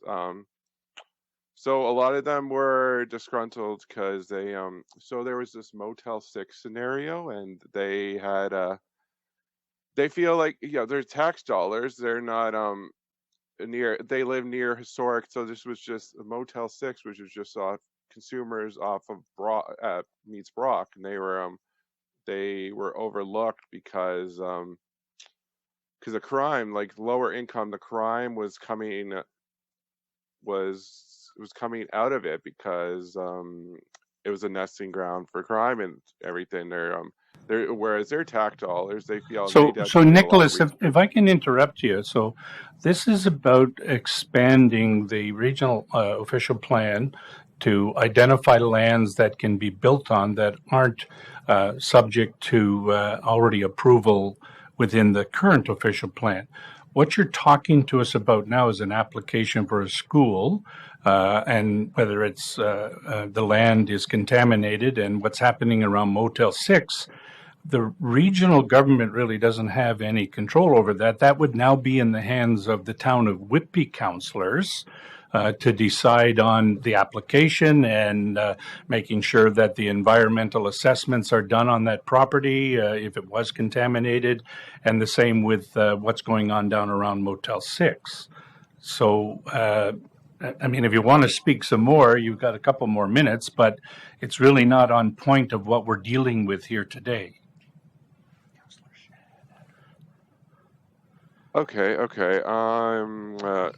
Yeah, this was where I was a little lost. I applied for a number of like counselor seats. I didn't get into any of them, I guess, with my lack of experience. But I had spoken with Rhonda McCauley, and she said this was with preserving the heritageness of local sites, well, obviously a planning for future residents. But I so so by 2030, I wanted to make notes. I don't know how to take these issues further. So just so maybe I can help you. So going up to 2031, the current official plan has already been approved of where development can go, where the boundary is for the town of Whitby and all the other communities within the region of Durham. What this is to where the boundaries might expand to and how much land can be available for employment purposes or housing purposes, the natural heritage system. But after 2031, basically up to 2051. So if you're talking about things that you want to have some more sight into for the current official plan, and you're within the town of Whitby, it'd be the town of Whitby. And Councillor Shaid's on this committee here, and I'm sure she would be willing to speak to you further on that matter if that's what you're looking at. If you want to talk about where the expansion to 2051 should go, that's what we're here for today. Okay? Yeah, okay. Maybe I'll speak to Miss Shaid. Okay. Yeah, it's just a non-matter. Long story short with my argument today, it's just a matter of taking the current area we have, cleaning up the earth so we can develop it, and then looking at expanding more as more residents may come by 2051, like in the long-term picture. But okay, I'll speak with Miss Shaid and go further with that. Okay, and her contact information is on the Town of Whitby website. Unless you want to give it out to her now, there, Councillor, give him out to. If you want to write this down, she'll give you a way to contact her. How's that? Okay. Go ahead. Thank you. Through you, Chair Chapman. I'm Mr. Karunis. Really appreciate you coming out today. My email address is S as in Sam, HAHID as in David, M as in Malia @whitby.ca. I'd be lovely to communicate there, and definitely will have staff respond to some of your questions that you've asked there. So looking forward to hear from you. Okay, Nicholas, so if you can reach out to her, then you can discuss all these matters that you were talking about that are really not a part of what we're doing today, okay? But thanks for coming forward anyway. Thank you very much. Okay. Next is Abdullah Mayer, Pickering resident, and we have him online.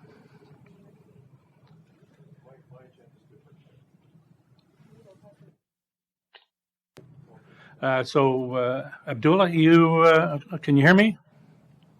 Yep, can you hear me? Yes, you ready to go? Yes. Okay, you have 5 minutes, sir. Go ahead. As it stands right now, hundreds of thousands of people like myself, millennials and Gen Z in the GTA and Durham region will never be able to buy a home despite working good jobs and having above average wages. As a result, a lot of us are still living with our parents and putting off settling down and having families further and further into an uncertain future. We are, in fact, in a housing crisis. There are no doubts about that fact. To resolve this crisis, we need to build truly affordable homes and complete communities with a range of housing types and a mix of schools, stores, workplaces, parks within our existing urban boundaries. To build these affordable homes and communities at the expense of our pristine and beautiful farmlands and heritage lands is imprudent. We should all care about this as residents and community members because we all benefit heavily from these lands. From the abundant green spaces to prime farmlands, we all benefit whether it's through food production, flood mitigation, or recreation. My name is Abdullah Mir. I am a resident of Pickering in Ward 1. I'm here today representing myself, but also indirectly representing the concerns of thousands of people my age facing similar and macroeconomic factors. Over the next few minutes, I'm going to highlight the problematic aspect of Durham Regional Official Plan that, if carried forward and approved, would not be in the best interests of the people of Durham Region and Pickering in particular. The most problematic aspect of the Regional Official Plan is that a lot of unnecessary land is being made available for development that is not required based on the studies conducted by experts in the field. I note that the planning staff recommended the approval of Scenario 4 of the land need assessment scenarios. However, Build Scenario 2A was approved instead, opening up more community land than needed, a difference of nearly 4,000 acres of excess unnecessary land. Furthermore, I note that Build Scenario 2A was not one of the 5 Envision Durham LNA scenarios that were assessed through the pre-established criteria, and it was not presented to the public with the other land needs scenarios, and therefore it was not fully scrutinized by regional planning staff before approval. The opening up of more land than recommended after the approval of Build Scenario 2A will only encourage more urban sprawl, resulting in more unaffordable homes, more cars on the road, contributing to more greenhouse gases, and more loss of prime farmland. We need to focus on building within existing urban boundaries with a focus on the missing middle or medium density housing, which by their very nature are smaller homes, making them more affordable for people like myself. This would result in more young people moving to Durham, increasing population density, which would in turn support greater investment into public transit and help keep taxes down, as more people would share the tax base per acre of land while protecting the land that will feed us and help mitigate the harms of climate change. Additionally, once the land is approved and part of the 2021 to 2051 Durham Region Official Plan, it cannot be removed and it would be destined to be developed. The more prudent and responsible decision in this case would be to open little land, like in Scenario 4, or no land, knowing that every 10 years we can revisit the plan and open more land if needed, as per Section 26 of the Planning Act. The unnecessary development of our farmlands and heritage lands is a terribly short-sighted idea. Just as the decisions of the past got us to this point, the decisions of today will have an indelible impact on the future that many of my generation will have to live and contend with. We must make sustainable and responsible decisions that balance the needs and wants of today without borrowing or unsustainably taking from our collective future. Thank you. Thank you. Any questions? Seeing none. Thank you very much for your time. Next, we have Ted Nickerson, who's a Durham resident, who is here. Hello, Mr. Nickerson. I'm not a Durham resident, although I was born in Bowmanville, spent the first 21 years of my life here. Okay, I actually live in Richmond Hill now. Okay, you can't speak. Sorry, go ahead. No, okay, sir. Okay, thank you. 5 minutes. I'm the principal in a company called Durham Gateway Partners, Inc., and our focus, myself and my partner, is to advance Pickering Airport, and we've worked at that with moderate success.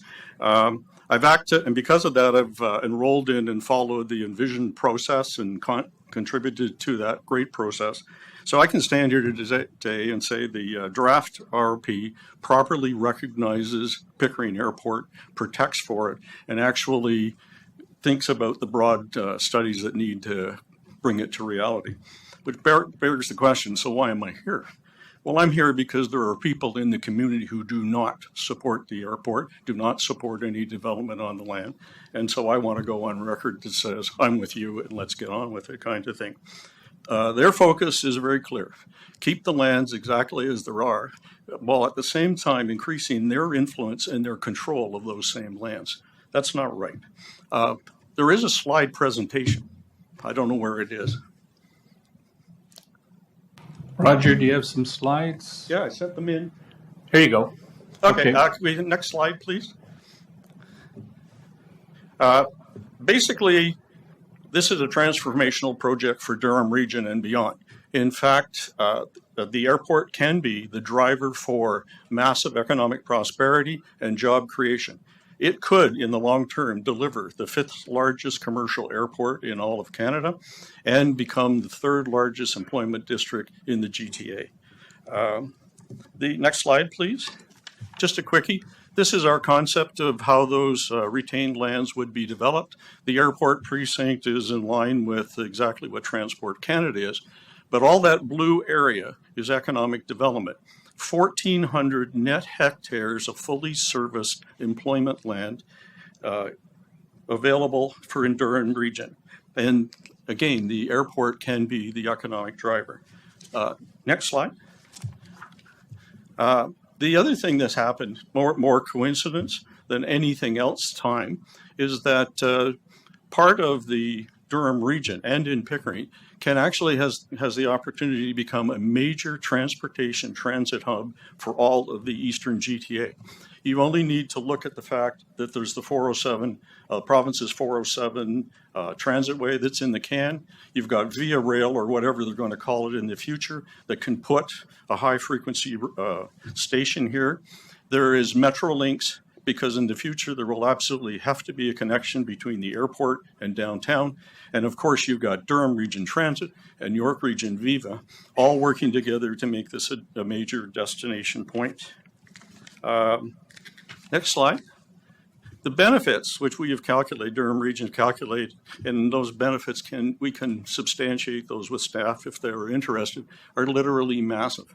There are tens of thousands of jobs, 35 to 40,000 work years of construction trades labor, billions of dollars of regional economic benefits, millions of dollars in annual property taxes, and probably something on the order of $400 million in development charges. Can I have the next slide? Basically, in summary, I support it. You've got a great plan, but I have some requests that I'd like you to consider. Number one is, because of the opposition, I'd like you to reject the anti-airports group's messages that there is no business case. There are multiple business cases for this, and also the message that Pickering Airport will never be required. In fact, aviation in Canada and in the world is recovering quickly, and I believe that additional capacity will be required in the GTA before 2041. The other thing is to understand and embrace the full economic development that could come here, the jobs and that. Interesting, just by coincidence, the strange thing happened yesterday. I attended the Toronto Region Board of Trade's session called Gateway to Growth. And it was really impressive, because what you had there is they talked about what they called the Pearson Economic Zone, but it wasn't Pearson Airport. It was, in fact, everything from Brampton to Mississauga to Toronto to Vaughan.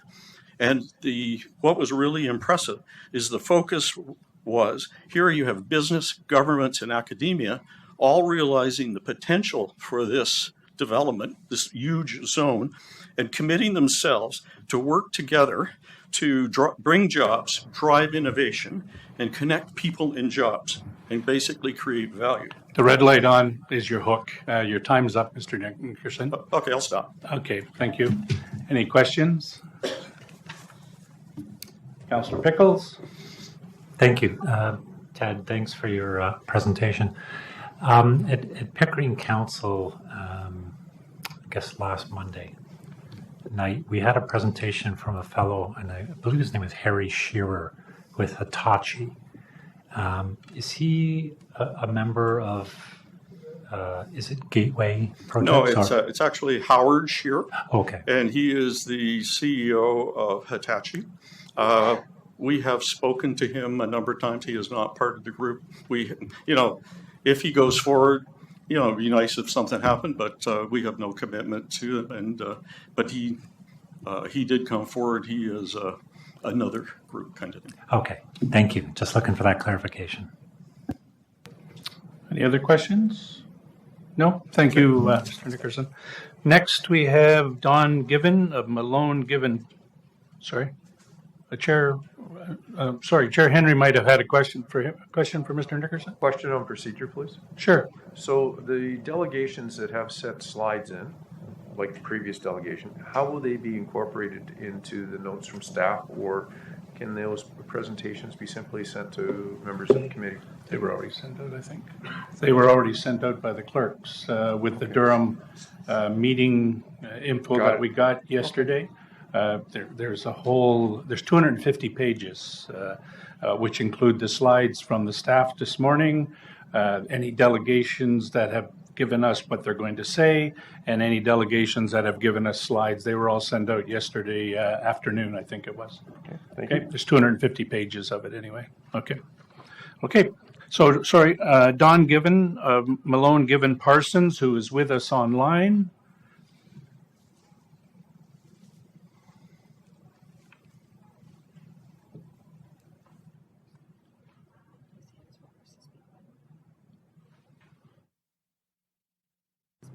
Yeah, Mr. Given, you have to hit the request to speak button on your computer there. There we go. Apologize. I'm not That's familiar okay. with Okay, can you hear me? Yes. Okay, we can hear you. Ready to go? I hear you. Okay, then you have 5 minutes. Go ahead. Submitted, Mr. Chairman. Yeah, the slide's up. Distributed. The slides are up there now. Okay, go ahead. You have 5 minutes. Thank you very much.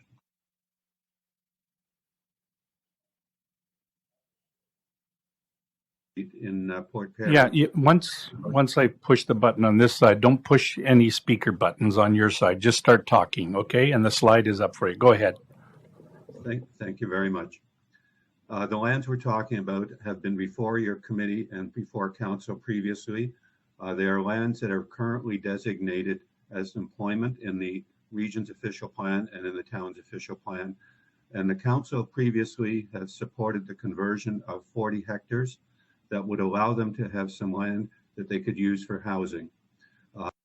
That was something was dealt with previously by your previous council.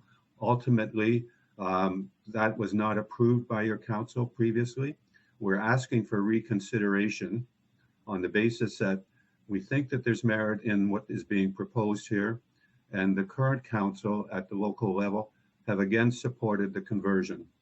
Next slide, please.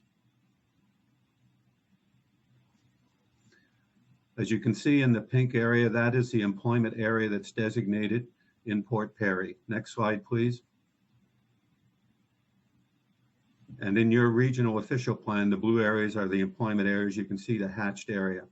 What has happened in Port Perry is over the years, they've not been able to utilize most of their employment land in any efficient way because they don't have services. And the land has been characterized by your own consultants as underutilized by and large. And if there's a need for land to 2051, they only quantified a need for 30 odd hectares of land for employment land. So it seems to me that when we discussed this in the past, there was an understanding that there was a logic to what we were proposing, and we've asking for reconsideration. If I could take you to the next slide.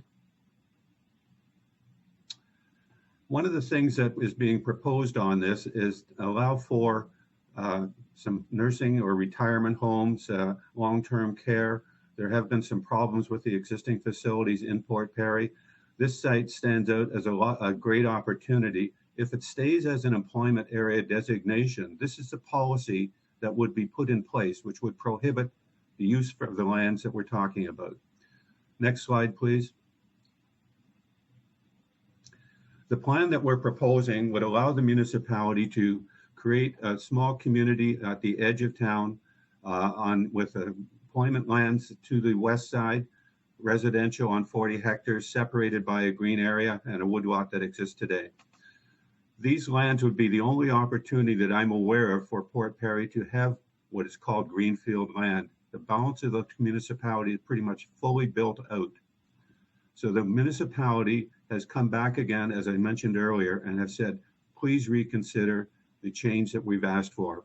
It's in the municipality's interest, and I believe it's in the Durham interest. Mr. Chairman, happy to take questions.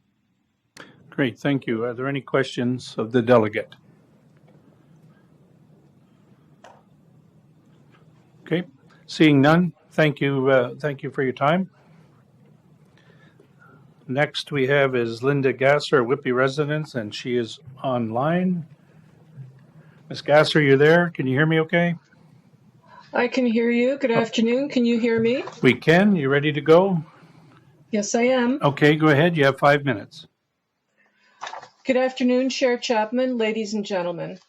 5 land need scenario options were presented to Planning Committee in Staff Report 2022 P11 last May, which scenarios had been made available to all stakeholders for review. At that meeting, Whitby Councillor Steve Yamada moved, seconded by Oshawa's Rick Kerr, that Planning Committee recommend the Build 2A scenario crafted by the Development Industry Lobby Group that neither staff nor the public had had the opportunity to review and comment on. Multiple delegations and submissions made it clear that Planning Committee's recommendation was at odds with the priorities of many Durham residents, not to mention staff.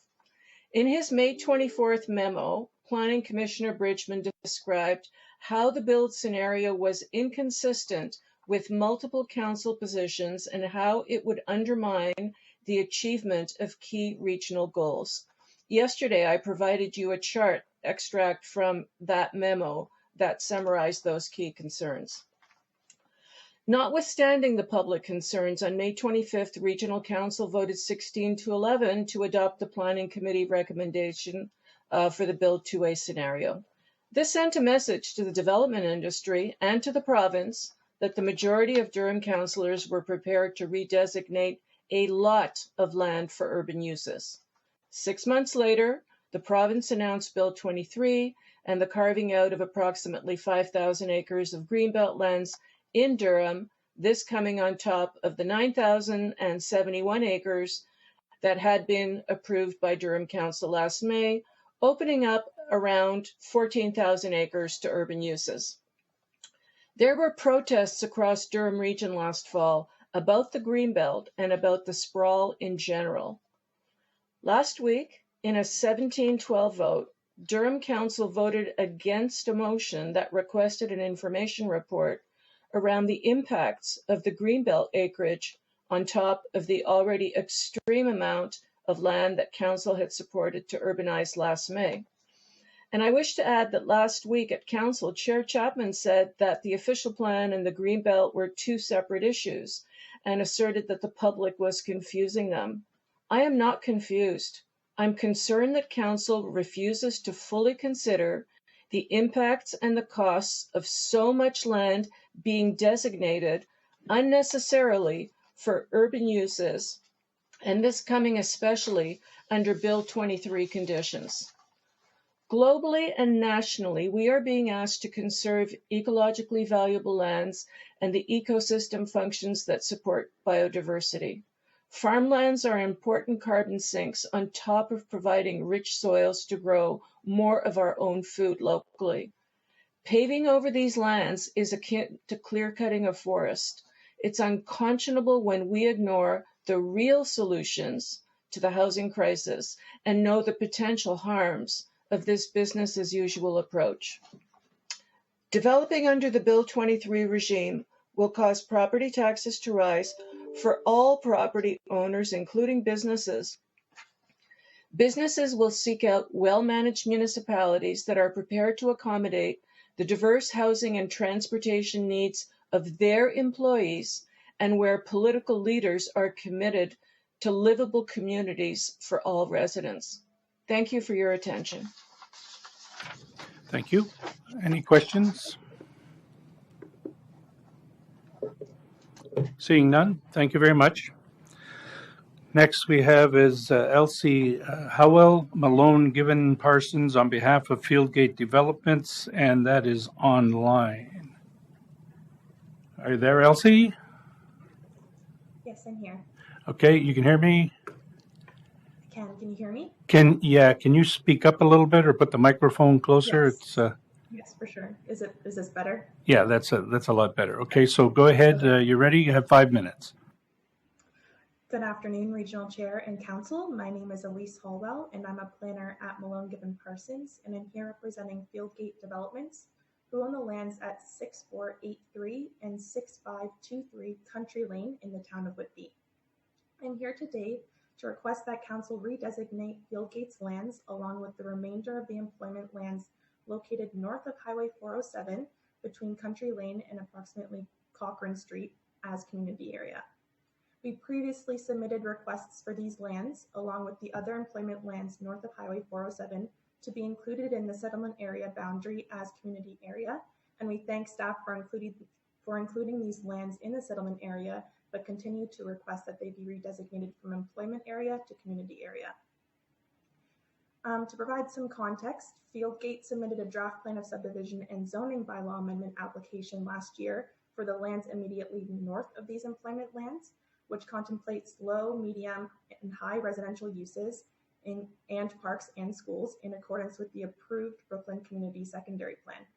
Since the employment lands are adjacent to this planned residential community to the north, and there's a natural heritage system to the east and the west, these areas are constrained. They're limited in size and they're isolated, which impacts the function of these lands for employment uses. They would be more appropriately designated as community area to provide a logical extension of the planned residential uses to accommodate the projected Durham population to 2051. Although these lands are located adjacent to Highway 407, there's inadequate access to the highway as there's no existing or proposed interchange at this area. There's also no service road contemplated, so industrial uses that require heavy truck movement can only access the site from Country Lane or Cochrane Street, which runs through the residential development to the north. So based on these reasons, it is our opinion that these employment areas to the north, located north of Highway 407, would be more appropriately designated as community area. And that's all I have for today. So thank you for your consideration, and I would be happy to answer any questions at this time. Great, thank you. Are there any questions of this delegate? Seeing none, thank you very much for your time. Thank you. Next, we have Mark Brooks on behalf of Friends of Pickering Airport, and he's here. Okay, Roger, can you put up his slides? That's the right package. Okay, when you're ready, 5 minutes. So I'm Mark Brooks. I'm here representing the Buttonville Flying Club. We have a subgroup called the Friends of Pickering Airport, and we've been writing about the need for Pickering Airport for a decade. There's the website, in case you're wondering, over 110 posts, pickeringairport.org. Next slide, please. So I'm here to tell you that I love the plan. We need the airport. We need it right now. We are out of capacity. Right now, Pearson has slots system in place, and it's about to put limits on passenger aviation, including international flights and passenger numbers at key times. Aviation is the linchpin of the world economy. It's our gateway to economic prosperity, but it's also important for our goals to hit net carbon zero. Next slide, please. So we're back. We're back to convergence. We're back to where we were in 2019 and growing. Next slide. Okay, so where do we go from here? Well, with Pickering Airport, we're in pretty good shape as long as it opens before 2029. If we don't have something by 2029, we're in trouble. This is the master plan goals that are currently approved, and the airports Pearson, Waterloo, and Hamilton are working towards, and Billy Bishop. And as you can see, somewhere around 2029, 2030, we're at max capacity. So don't let anyone tell you that you can drop 110 passengers into Pearson. It's not going to happen. And other aviation will begin to suffer as well, including the utility aviation, of which I'm part of. Next slide. So, aviation is on the path to net carbon zero, but new aviation capacity is a key part of that. You need the capacity to decongest our airports and to make sure we're not sitting for 2 hours on the ramp every single time we come to unload passengers. Right now, the majority of Canadian airports are carbon neutral, and that will hit 100%. Our flights will get to net carbon zero through net carbon zero fuel. Next slide, please. Right now, aviation is already the most carbon efficient way to travel to most destinations in Canada. That's the nature of the industry, as well as other challenges with rail systems and cars. So right now, if you hopped on an aircraft and go from Toronto to Vancouver, you will burn less carbon than if you hopped on a scooter and did the same trip. Next slide. So how do we get to net carbon zero, and why do we need a new airport? Well, to avoid gridlock, and that's economic as well as travel mayhem. And you saw a bit of that coming at us this last Christmas. That's what we're looking at on a pretty much monthly basis, unless we add new capacity. And key to our challenge to get to net carbon zero is net carbon zero fuel. We burn 9 billion liters of Jet A right now in Canada. By 2050, that will be about 11. That needs to be completely replaced with net zero fuel. Next slide, please. So the time to move forward is immediately. We've got the ASA report, which recommends that it's prudent to build the new airport. Your regional plan is awesome. Next slide. And the important thing is that the ASA report stated a bunch of scenarios, and the preconditions to delaying Pickering Airport have not been met and could not be met without tremendous federal government financial support. Next slide. Okay, our website again, we've gone over these topics. We've gone over the capacity topics. We've gone over the potential mayhem if the airport's not built. We've gone over the challenge and path, international path to achieving net carbon zero with aviation. And new aviation infrastructure, decongested aviation infrastructure is key to that. Like one of the previous speakers, we're very much aware of the misinformation floating around on a lot of these topics. We're talking about international organizations, $1 trillion aviation industry, all going towards net carbon zero with a known path. We know how to get there. We simply need the infrastructure to support it. Next slide. Some backup slides if you need it. That's just okay. Your time is up. Oh, there you go. Okay, I'm very stickler on procedure, as you can probably tell, because we have a lot of people to do that. Are there any questions of this delegate? Seeing none, thank you very much. Thank you. Next, we have Bryce Jordan, GHD, on behalf of Tribute Communities and Helaman Homes. And I understand Lucy Stockwell from Tribute is with you, but she's not going to delegate. She's going to support you, I guess, Bryce, and then try and answer questions that you can't, which is usually highly unlikely, right? Probably not, I hope. Okay. Thank you, Mr. Chair, members of the committee. As you heard, I'm the planning consultant for Helaman Homes and Tribute Communities, and this is regarding lands that the two companies own near each other, adjacent to each other, actually just north of Newcastle Village. Lucy's here with me today to help answer questions, and the land area we're talking about is on the slide that's now on the screen, and it was identified as Boundary Expansion Request 39 or BER 39 through the Envision Durham process.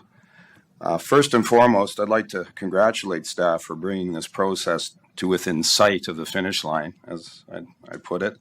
My clients are satisfied that it's been a daunting process to produce a completely new official plan for the next 30 years, but that it has been certainly conducted thoroughly, and they have no interest in slowing down the completion of this particular process. So they look forward to the adoption of the secondary plan before the summer recess, as we heard earlier from Ms. Goodchild.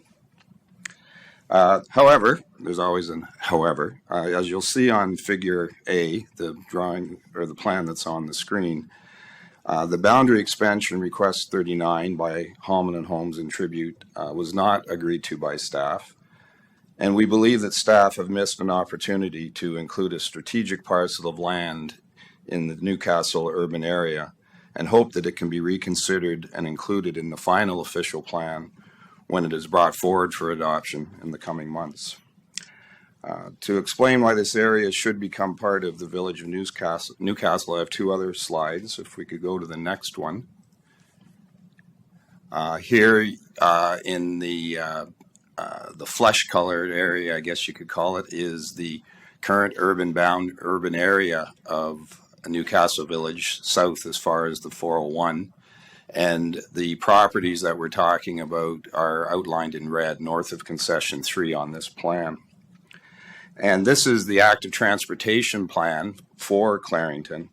And you can see on this plan how Mill Street, which is through the downtown, becomes North Street, and together they're Regional Road 17 that connects the downtown of the village to the proposed expansion area. And also not shown on the plan, besides the connection of Regional Road 17 to the 401, to the south, it also connects as Mill Street, not as Regional Road 17 anymore, to the Port of Newcastle. So this is the main north-south spine in town. You may also be able to see, although it's difficult, just in the southwest corner of this area, that there is an existing interchange with Highway 35 and 115 at Concession Road 3. So therefore, this parcel is readily connected to the existing community by private vehicles, by transit vehicles, and by active transportation routes. If we look at Figure C, my last slide, this provides some more details. It highlights the plan. First of all, I'll mention that the area we're suggesting be included in the urban area is outlined in the faint yellow square.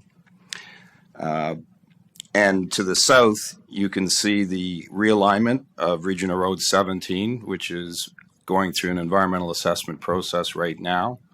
So that realigned North Street will line up directly in the middle of the expansion area we're proposing.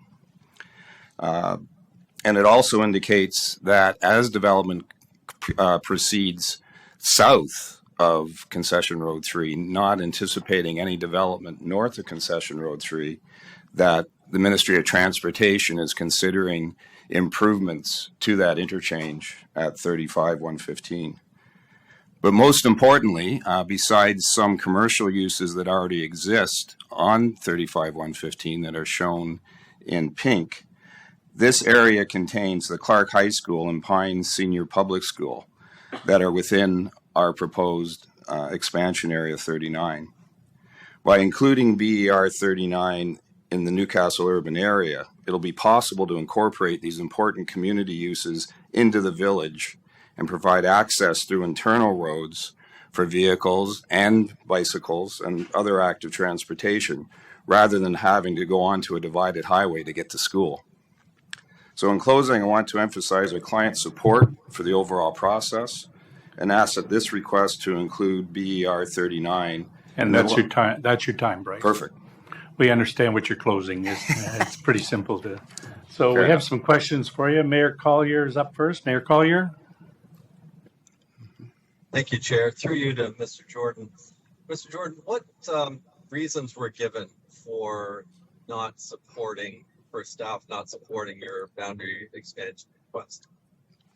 Through you, Mr. Chair, the staff report indicated that staff felt eastward expansion of the village north of the CPR, keeping in mind that all the expansion potential in Newcastle Village is already north of the CPR and somewhat isolated from the rest of the municipality, but that the connections were better, and I'm paraphrasing now, that there was more connectivity to the east, and it seems more logical. Those were the words.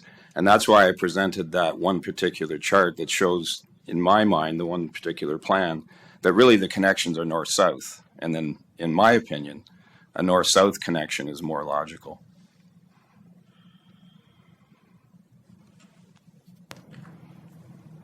You fell off there, Mayor Collier. Were you finished? Mayor Collier? Okay. Councillor Kerr. Thank you, Chair Chapman. Through you to Mr. Jordan, thanks for your presentation today. Just one slightly different perspective in an area of questioning, perhaps. Are you able to comment on the enrollment capacity of the public school and the high school that you say are contained within this potential development area? Do you know what the enrollment capacities are right now? No, I can't. I can't say whether they're declining or increasing at the current time. Okay. The follow-up question to that is, are you aware of how students get to these educational institutions at the current time? I understand that there is a significant amount of busing, but they would have to go by vehicle on 35-115 is my understanding. And they would exit off at concession 3 and then make their way to the schools from there. Is that your understanding? As far as I know, yes. So with the extension of North Street up into that area, would that make it more residential access in terms of getting to those schools? Through you, Mr. Chair, that's exactly the intention that I was implying, is that as that neighborhood developed, access to those facilities would be provided by collector roads, local streets, rather than by a divided provincial highway. And would it be your contention that if this area was developed, the students in that area would have the ability to simply walk or safely ride a bicycle to school? Again, through you, Mr. Chair, I'm not aware of a lot of high school students that walk. Certainly, if there is development nearby, they would walk. But again, my understanding is you're not supposed to take a bicycle onto a provincial divided highway. So yes, it would provide the opportunity for active transportation connections Thank you. to the school. Yeah, I'd be interested to know what those enrollment numbers are and projected numbers are. That may be something to look at in terms of potentially why this could or ought to be built. But I think that's the extent of my questions. Thank you, Mr. Chair. Thank you. Thank you, Councillor Kerr. Mayor Collier's back with us. Mayor Collier, you dropped off there for a minute. Go ahead. Thank you, Chair. I did log back. I had to log off and log back in. I guess you just shut my mic off and I got back in. Just further, Mr. Jordan, I heard the last part. They weren't supporting expansion to the east, was where I lost you. So I'll go on to my next question. So you did apply for boundary expansion. That's correct.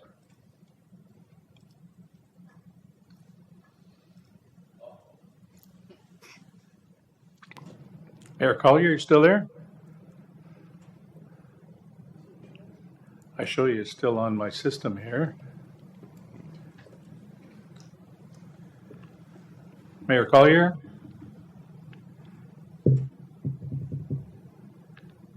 Hold on. Okay, are you back with us, Mayor Collier?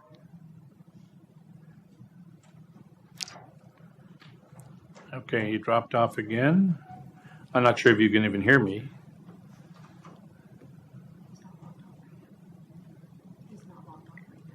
Okay, you're not logged off, but you're not, you're gonna have to put in a request to speak again to get your microphone turned on.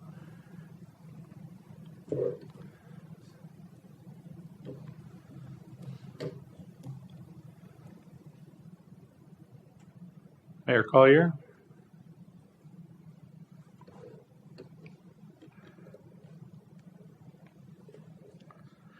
Okay. I'm not sure if you're leaving right away or if you're going to hang around for a bit in case we get him back on. Sure. Okay, we'll go to the next delegate though in the meantime so we can move along. Okay. Thank you very Thanks, much. Mr. Jordan. So our next delegate is Peter Cohen, a Whitby resident, and he's online.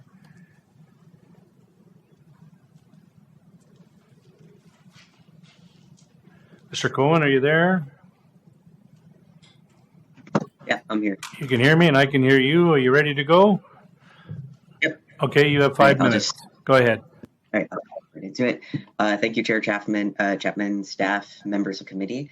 Thank you for having me. My name is Peter Cohen, and I'm here on behalf of Climate Justice Durham.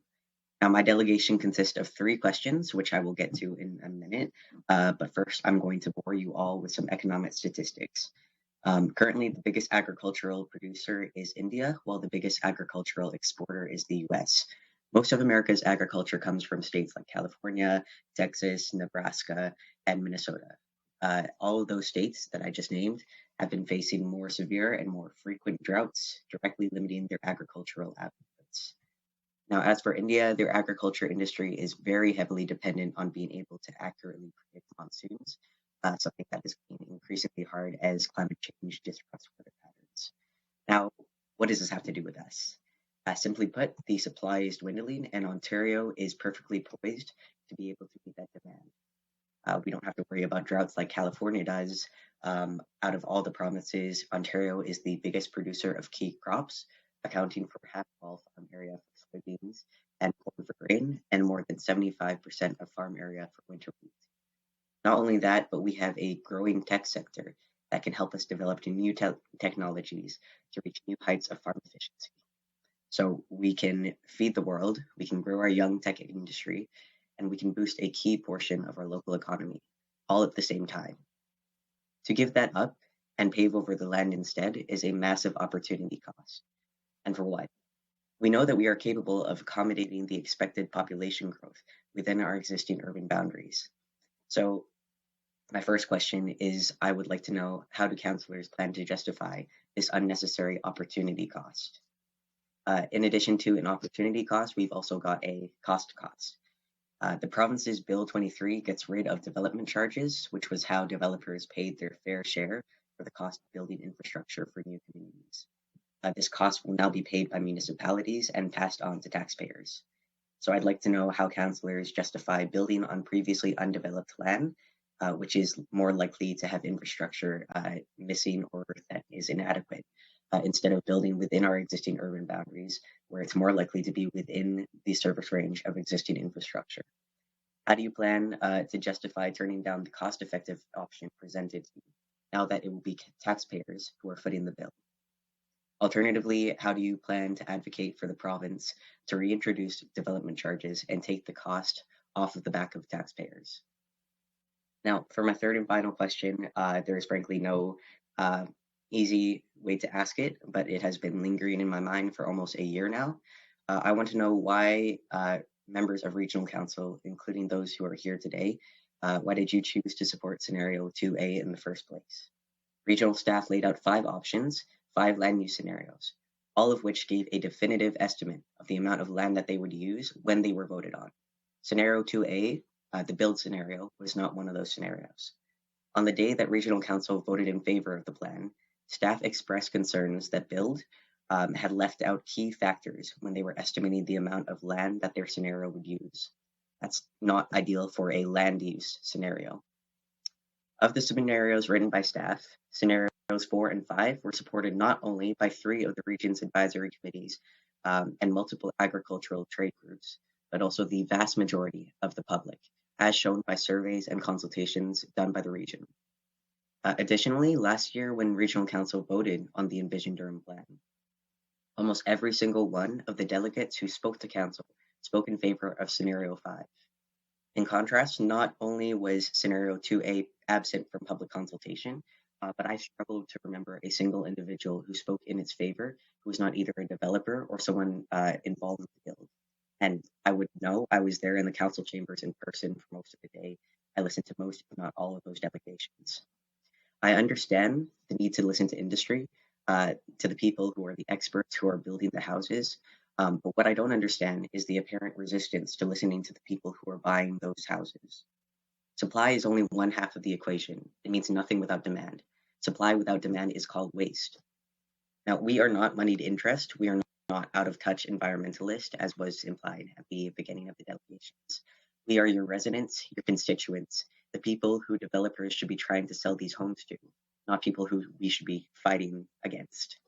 So to the councillors who voted in favor of the build scenario 2A, I'd like to ask, when you voted for a land use scenario that was not supported by the public, maybe agricultural trades groups, advisory groups, and your own staff, a land use scenario that didn't properly assess land use, what exactly was your reasoning?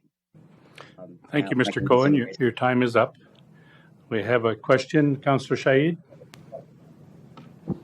Thank you. Through you, Chair Chapman, just a quick answer for question number 3 of advocacy on developmental charges. Just wanted to let Mr. Cohen know that we are advocating, strongly advocating.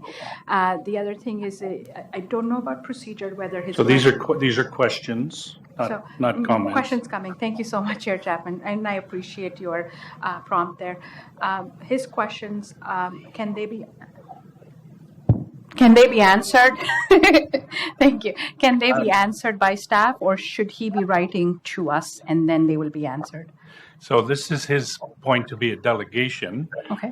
You can answer them if you want to do this, but it's not come and I have these questions and answer them. It's up to the councillors whether they want to answer them or not, because they're all to the councillors, not to the staff. Why did you vote for this? Why are you doing this? If you feel like you want to answer them, you go right ahead, but that's an individual council's So decision. just wanted to ask procedure. So, Mr. Cohen, thank you so much for coming out today.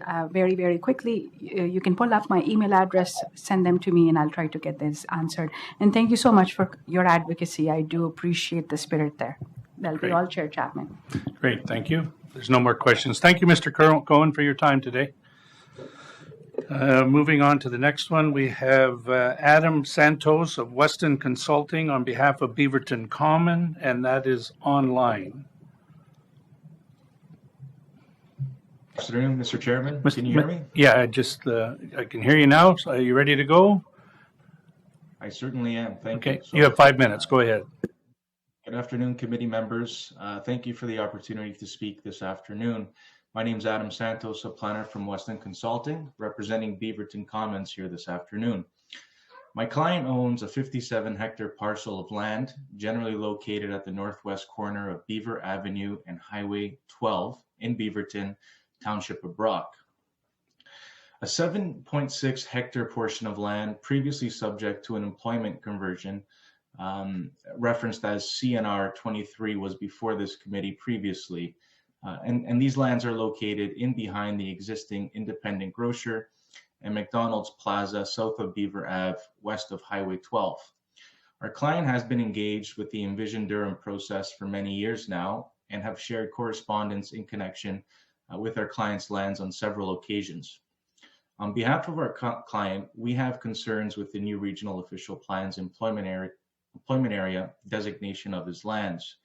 As some of you may be aware, our client has a vision of redeveloping the 7.6 hectare portion of his lands with an age-in-place community consisting of 100 long-term care beds, 136 retirement home suites, and 72 life lease rental units geared towards senior living.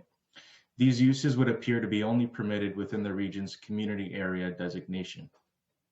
At this point in time, we would like to ask staff reconsider once again the merits of an employment conversion in basis or with the basis of the following here.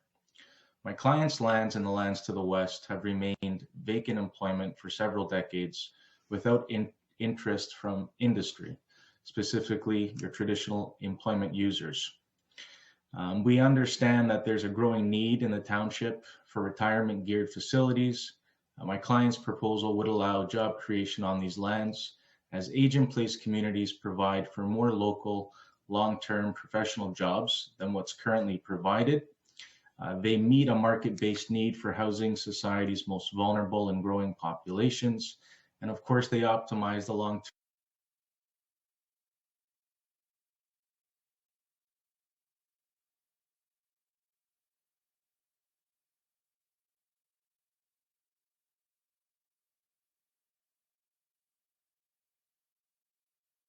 Santos? Yeah. Mr. Santos, you're on mute. Okay, now you've dropped off. Okay, can you hear me now, Mr. Santos? I can hear you, Mr. Chairman. Okay, you cut out there a little while ago, so you might want to go back a couple of paragraphs there, okay? Oh, goodness. Thank you for the warning, Mr. Chairman. Just go where you think is best. Right. So can you hear me, Mr. Chairman? Yes, we can. Okay, fabulous. So I'll start right off where I describe the proposal of our client. It's an age-in-place community long-term care beds, retirement home suites, and life lease rental units. In short, we have issues with our employment designation on the basis that the uses proposed and vision for these lands are only permitted in community area designations, and that we would request staff's reconsidering of the merits of an employment conversion of CNR 23 on the basis of the following. My clients' lands have remained vacant employment for several decades without interest from industry. The long-term care facilities and the employment gathered from these uses would provide more local long-term professional jobs than what's currently provided. When we have a look at the site, the 7.6 hectares from a exposure standpoint, the site does not contain access or frontage onto Highway 12, only be accessible through substantive improvements of Beaver Avenue and the extension to the west. Often we find that when looking at manufacturing and warehousing distribution centers and uses, the largest drivers are location.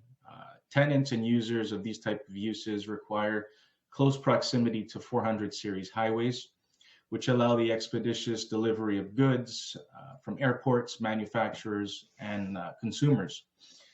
The existing location of our clients' lands hinder the ability to secure coveted tenants, industries, and users based on underlying criteria. Although my clients' lands are located near Highway 12, it remains congested one-lane travel north and south.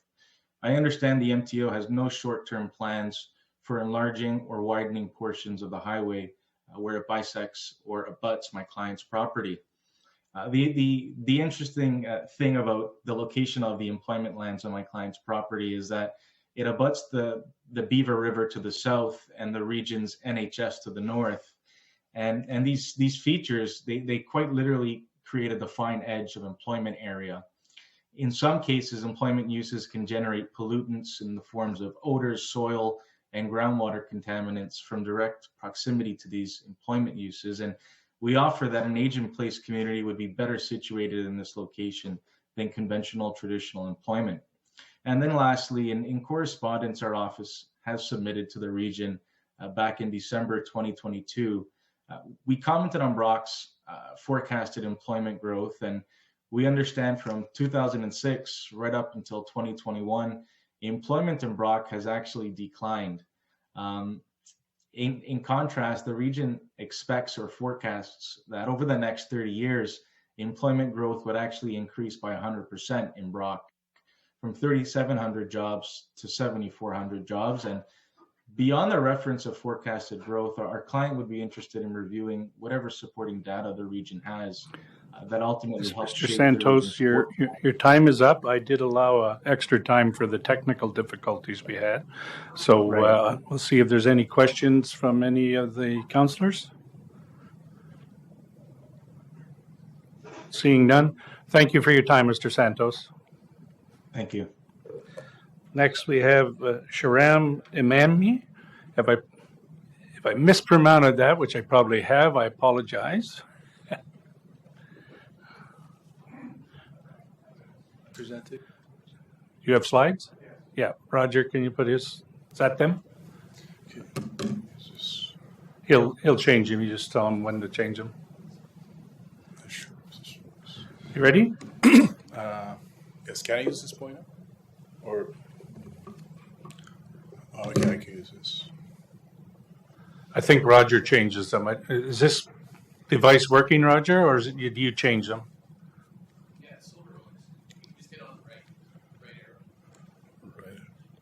Okay. Ready to go? Okay, sir, you have 5 minutes. Okay. Here, talking about, well, first of all, thank you for giving me the opportunity to speak here. But I'm here to talk about 150 hectares of land, specifically white belt lands between Sideline 1416, 7th Concession Road, and Highway 7 in Pickering. Now, these lands were originally part of a boundary expansion request 12. However, most of them are owned by the federal government to be airports, so they could not be considered for that. And then a large portion also is part of the specialist study area 1, which is delineated in this map from the current region official plan. The land that I'm talking about is immediately next to lot 17 at lot 18, or lot 16 rather. This land is between sideline 16 and 14 on either side, and concession 7 to the north and highway 7 to the south. This is on White Belt. It's not in conservation. It's not in the moraine and doesn't have any restrictions aside from now not being included in a boundary expansion request that was from the city of Pickering based on several criteria. They had requested the lands in that area that met the 6 criteria to be included in the boundary expansion. And this part meets all those 6 criteria. I'm not going to go through each one of them. I've already submitted that in writing, how it meets all those 6 criteria. And while this was still being considered, it seems in the previous report, it's now been taken out of consideration for boundary expansion in the draft new plan. Now, I'm not sure if that's because it's next to Special Study Area 1, which is considered to be land waiting to see what happens with the airport, or there was another reason. I was speaking to a gentleman last night who said that it's because it's also next to the airport, though this was not mentioned in any of the written reports. And the issue here is that I keep hearing from many people here, several other delegations. For example, the first one, Mr. Lisek, who's still here, at least 5 different delegations have presented that they need more community land. And we have the province that has initiated taking 7,000 or so acres of land out of Greenbelt, in Pickering, no less. And there's more need for community land. And this land is not, the land that I'm talking about is not appropriate for a community. It could serve as employment land. You know, if airport is an issue, the airport is away many years. And it may never happen with all the things that have been going on for 51 years. And whatever happens today here, the designations are not going to come into effect for many years to come. So this area is very strategically located. It is probably the most strategically located, more strategically located than all the other employment lands that are now going into the expansion, because it is readily accessible from Highway 407. There are ramps existing right now, and it is at the confluence of 3 major roads, 407, Highway 7, and Highway 1. It doesn't get any more strategically located than that. And there's so many requests. There's such a shortage of housing, and it could not be depicted any better by what the province is doing, trying to take land out of the Greenbelt to build homes. So perhaps some of the lands that have been designated now to become employment should instead be converted to community. And this land could easily be used. If an airport comes, so be it. You could have warehouses there, transportation users now, and they could serve an airport too, or easily be converted whenever or if ever that airport comes. I'm not really sure because, you know, with all the opposition going on, I think an airport would be a great idea.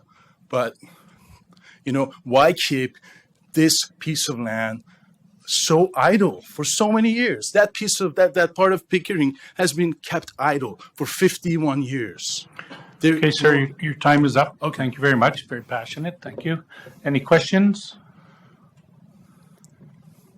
Seeing none, thank you very much.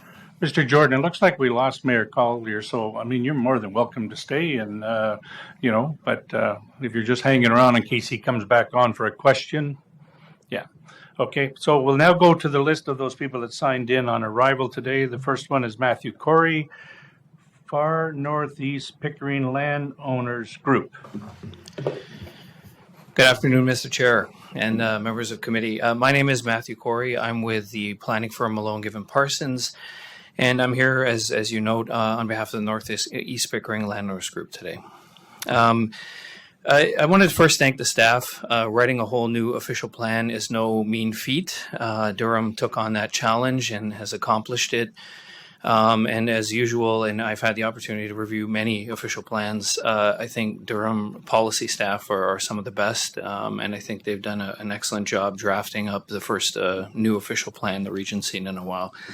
So I also wanted to make it very clear, I agree with Northeast Pickering coming into the settlement boundary. We strongly support that. I was at the open house last night. And had an opportunity to see the boards, talk with the staff. I think it makes a lot of sense, and it completes the whole northern portion of the southern portion of the region in terms of continuity and connectivity with urbanity across that.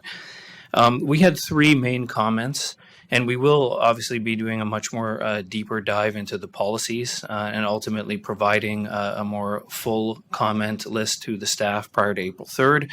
But for the time being, there's three things we wanted to raise today. First off, we had made prior submissions after the initial report on modifications to the employment and community area divisions. This is largely predicated on some of the more detailed planning that we've been undertaking in Northeast Pickering and trying to rationalize where employment areas begin and end and make sense and where community areas do. We've made detailed submissions on that. And I know the staff didn't have an opportunity to review or consider those prior to the draft coming out, but would appreciate them having a look at it prior to it coming back before council. Second, we had also provided a very robust natural heritage system evaluation and field work provided by our consultant. Would also ask that that work be considered and incorporated into the region's natural heritage system in the final official plan. And lastly, and this is one of my requests since I think say 2001, would love to see a rural land use designation finally in the Durham Region OP. Although the major open space designation does provide a bit of a surrogate for that. Unfortunately, under the current policy sets, under the provincial plans and policies, a host of other uses are permitted and expected in rural areas that are not contemplated in the major open space designation. So would very much encourage and request that either a rural land use designation be installed finally in the binary sense of what's prime ag and what's rural in the Durham Region OP, or that the major open space policies permit the full range of rural, and certainly that in and around settlement areas that are being designated and developed both through them and around them, that the rural land use designation or major open space designation is appropriate to allow for the full range of complementary rural uses next to urban uses. So with that, Mr. Chair, I want to thank you very much, thank the staff again, and here to answer any questions you may have.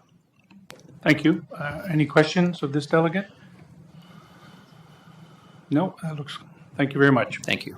Next on my list is Grant Morris of Grant Morris Associates Limited.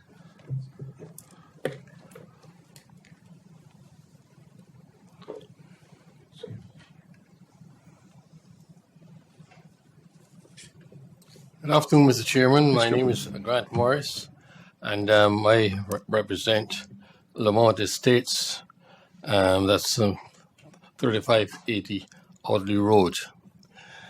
Part of those lands are located in Kingsdale, and we are asking that the balance of the lands be included in the Kingsdale area. Now, I spoke to the staff member last night, and he told me that it is included in the urban area, but there is an overlay for the natural heritage system. Now, we have done extensive work on that, on the 16 acres. We have left the green belt out of the area, and we are asking that the balance of the lands be included. All the study we have done, the floodplain analysis, the draft plan of subdivision, a traffic brief, arborist report, environmental impact study. And we have looked at the amount of trees and where they're located, and our plan really addresses all those issues. So we're asking staff to have a second look at that area and see if they can be included. That's all I have to say, Mr. Chairman. Great, thank you. Are there any questions of the delegate? Councillor Pickles. Thanks, Mr. Morris, for your presentation.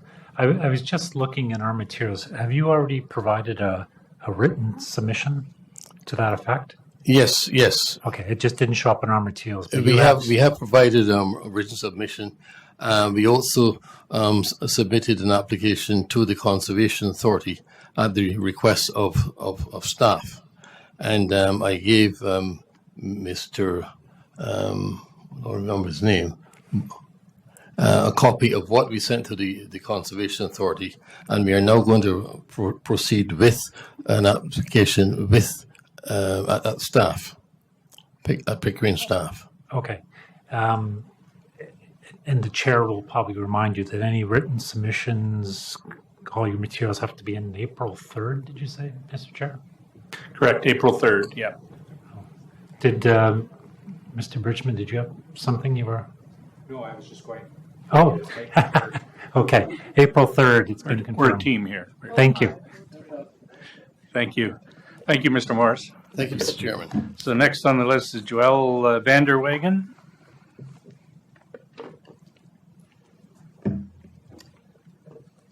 Okay, All thank set? you, 5 Mr. minutes.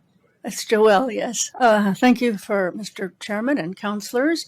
Just wanted to say that 7 years ago, I moved from Toronto to South Oshawa, and I was most surprised by how much I enjoy that part of the community. It's very walkable. I can walk to a little plaza. I can walk to the Oshawa Creek Trail. It's a traditionally designed community, old community, as opposed to, say, in Oshawa, the development at Harmony and Taunton, which I consider a nightmare. You have like half a kilometer of parking lot surrounded by big box stores at the other end. So if someone gets off the bus, they have another like at least 200 meters to walk. And so there's something that's gone really wrong with the commercial development in the modern era. And so I was wondering if we can have some urban design guidelines for retrofitting some of those areas to make them more walkable. And I guess the main point I want to make is that walking is the foundation of the community. The number one objective of the official plan should be to create walkable communities, because pedestrians are the foundation of everything, of the transportation system. If you don't have a good pedestrian environment, you can't have good transit. If you don't have good transit, you have car-dependent communities. If you have car-dependent communities, you not only have congestion and long commutes, but you have families who are bankrupting themselves to buy not just one, but maybe 2 or 3 cars, because everybody in the family has to have a car. And so I wanted to suggest that I think the planners have included these guidelines in the official plan, but it's all very complicated. I mean, it's a huge document. It's hard to take it all in, and I just wanted to recommend that every member of council might want to have a copy of the Transit Supportive Guidelines. These are a simple recipe book for planning for pedestrians and transit, and this is the 2012 updated version.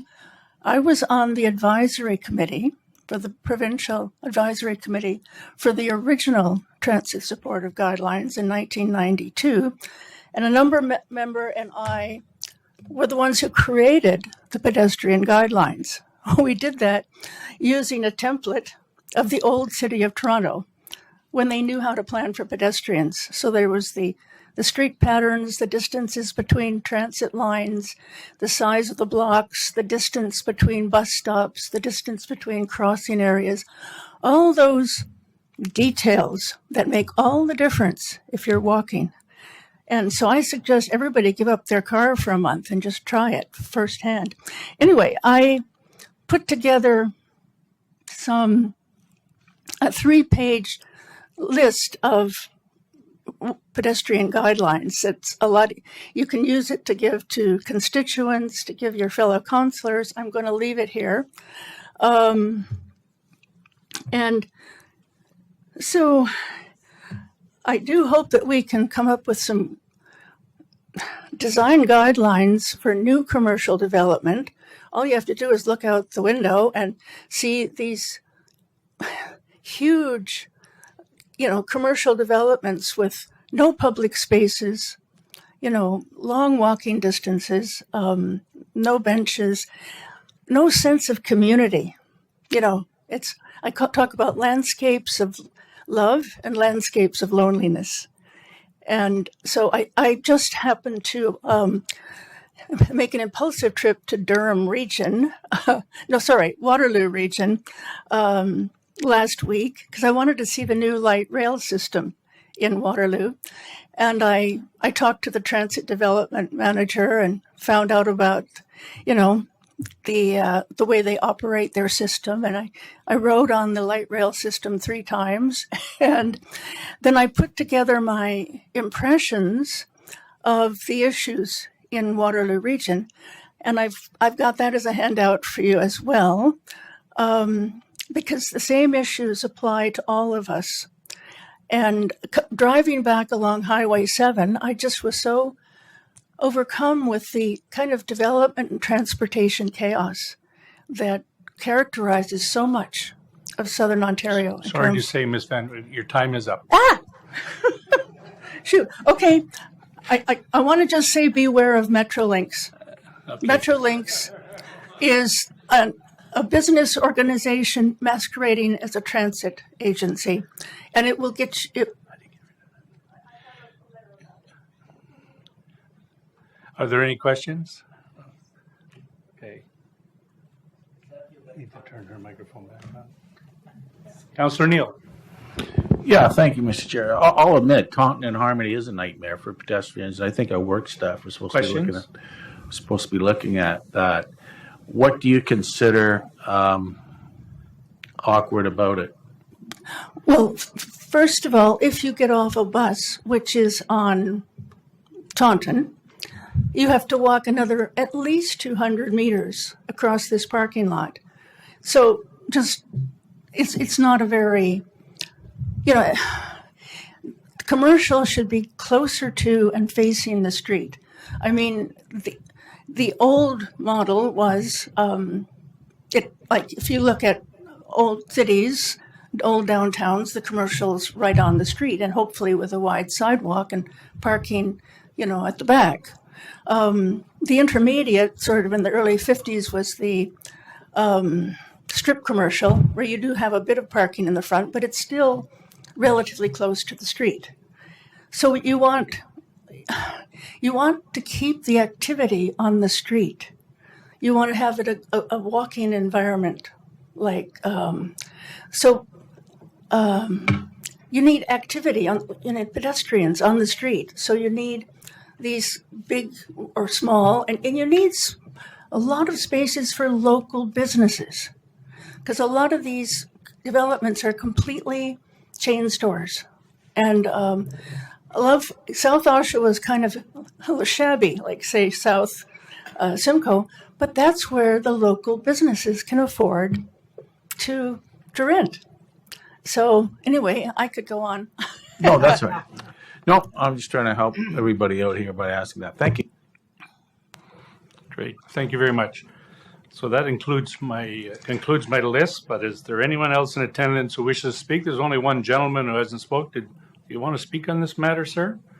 Or no? Okay, great. So I thank all the delegates and all those members of the public that came, and those that were online for all their comments, and staff have taken all that stuff down, and they'll look at all your submissions. April 3rd is when you need to have your submissions into staff so they can put the final report together and bring it back to council. I just from the amount of delegations we had today, I'm sure everybody realizes that's a lot more work to be done by staff. Appreciate everything you've done so far. Great job, but in order to get this up, and who was it that said we're coming close to the finish line to get this to council for its final approval, at least before the summer recess, so that then everybody else can start doing the other work that they have to do, given that we have to send it to the province next. So next we have the actual report. If I can have somebody move that, and the recommendation is that Commissioner's Report 2023 P6 be received for information, and that all submissions received on the draft regional official plan be referred to the Planning Division for consideration. Moved by Councillor Kerr, seconded by Mayor Watton. Are there any comments, questions, or otherwise? Mayor Collier. Thank you, Chair. We'll try this again. Can you hear Okay. me? Yeah, we can. Go ahead. Okay, good. Yeah, and I'll ask my questions I was going to ask to the delegate to staff. And we've heard a number of delegations today, people who have submitted either urban boundary expansions or for conversion requests. I guess and then at the same time, we've had a number of lands converted and expanded that didn't make applications. So I guess my question, Chair, through you to staff is, how are these decisions made, and how is it fair that those that applied and some submitted concept plans of what they wanted to do, and whether it be long-term care or whatever else, were declined, but others that didn't actually even make a submission now have their lands included? I'm just trying to understand the fairness. Sure. Commissioner? Well, thank you. Through you to Mayor Collier. I'll start off, and then I may look to Gary or Colleen. But whether it was the case of employment land conversion requests or other requests to be included, in both cases, there were criteria that were presented to committee and council and approved as the guide to make some decisions around how these requests were to be handled. So in other words, all to say that there is some methodology, if you will, that provided the rationale for the decisions and recommendations that were made. I guess, Mayor Collier, we could go through some specific examples, but that's the general answer, is to say that, we tried to remove the randomness of it, or any appearance of randomness, by having some criteria to guide. I don't know if Gary Mueller would have anything additional to add, but that would be my answer. Yes, thank you. And through the chair, I simply to echo those, and I was going to try to see if I could actually call up some of those criteria while you were speaking, Mr. Ridgman. I just haven't had the opportunity to do that, but they are posted as well on the Envision Durham website, and I'm happy to bring those forward at the appropriate time. Okay, Mayor Collier. Okay, thank you. Well, I guess based on that, again, we've heard at least a dozen requests asking for reconsideration. What would the process be going forward from here? They've sent letters, they've made delegations. Are staff just going to report back in April to planning? How is this going to work? Through you, Mr. Chair. Well, this is the process. We're in the process, and I can tell you that we have met with anybody who has asked to meet. So in a couple of examples where there's been a request for reconsideration or things like that, if there's a requirement for a meeting, we're happy to do that and talk more specifically. Maybe there's something we missed, maybe there's something we didn't consider. So happy to have those sorts of meetings, but failing that, we'll take any information that's been provided today or in written submissions and look at that more carefully before we come forward with the next recommended plan. So they're going to look at every one of them individually, and anything that's received until the 3rd of April, and then compile the like cases together, and then come back and look at them. They'll have choices of saying this request makes sense, something we missed, and they may recommend to change it. They won't recommend to change it. It'll come out changed, so to speak, or they can recommend that the request not be changed and for whatever valid reasons, or who knows, maybe a compromise between the two, maybe half of a property that is being looked to be done for whatever reason because of its closeness to a boundary road or a main artery or whatever the case may be. I have every confidence that they're going to look real deep in this. And it's till the 3rd of April in order to take all the comments, and then they have a lot of work after that. They'll be starting already with the stuff that they have now, but anything that comes into the 3rd of April, they'll be applying the same principles, working towards that the final official plan that will come before committee and council. Okay. So if a councillor had a specific property or request that was not part of a delegation today, or something that came forward that was not supported by staff, how would they go about? Would they just send an email to Mr. Mueller or Mr. Bridgman with that request for reconsideration? Or would it be through the form of a motion or planning? Well, you got a double. You can send an email with the pieces of property and why, and especially if you're representing somebody in your community, i.e. you're doing this on behalf of a developer or on behalf of a resident or whatever, so that they know that it's not just coming from Mayor Collier, for example, that they're what's behind it, and they will have a look at that. And then when it comes to the last for the official plan, if it's not included or something's included that needs to be taken out, that's when amendments can be done on the floor of committee at that time. Okay, so it wouldn't be appropriate for me to bring an amendment today? No amendments today. We're not, this is not a decision making. This is a statutory meeting for the public to hear all the comments from the public and from stakeholders. Yeah, okay. Fair enough. I have some questions on the actual report, Chair, that I wanted to ask earlier, but I'll ask now. Regarding the natural heritage system and Northeast Pickering, I just want to confirm, because I've reread the Brothers Watershed Plan since this agenda came out, and it doesn't appear that the enhanced natural heritage system is being protected, just the natural heritage system. Is that correct? Through the Chair. Commissioner?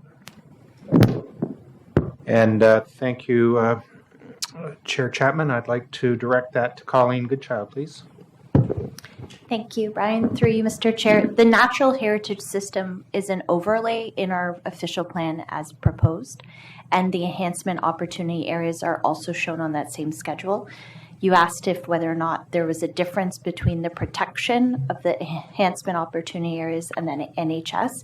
There's certainly policies for both, but the protection in terms of where it would be designated or zoned for protection would be at the local municipal level.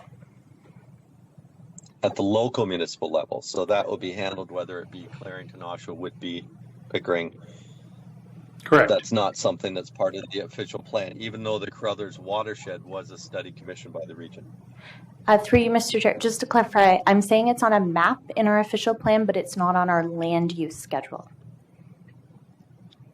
Okay. Well, I guess.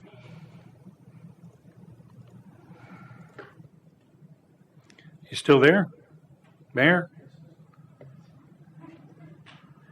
You either got to get a better car or a better phone. Mayor Collier?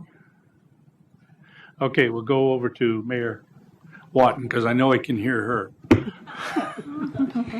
Thank you, Chair Chapman. And first off, thank you, staff, for everything you've done on this, and to Commissioner Bridgman for your email back to me about wanting to speak to the land conversion that I spoke to so frequently in the previous council.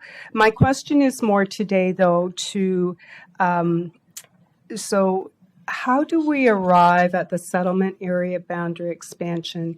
And I only ask that because we have had one small area allocated. And in speaking to the landowner, he said he had not been contacted or didn't know about it, but read it through this plan. I do not know if that's true, but I would like to know if, when a settlement area boundary expansion is contemplated, if the landowners are part of the discussion. Commissioner?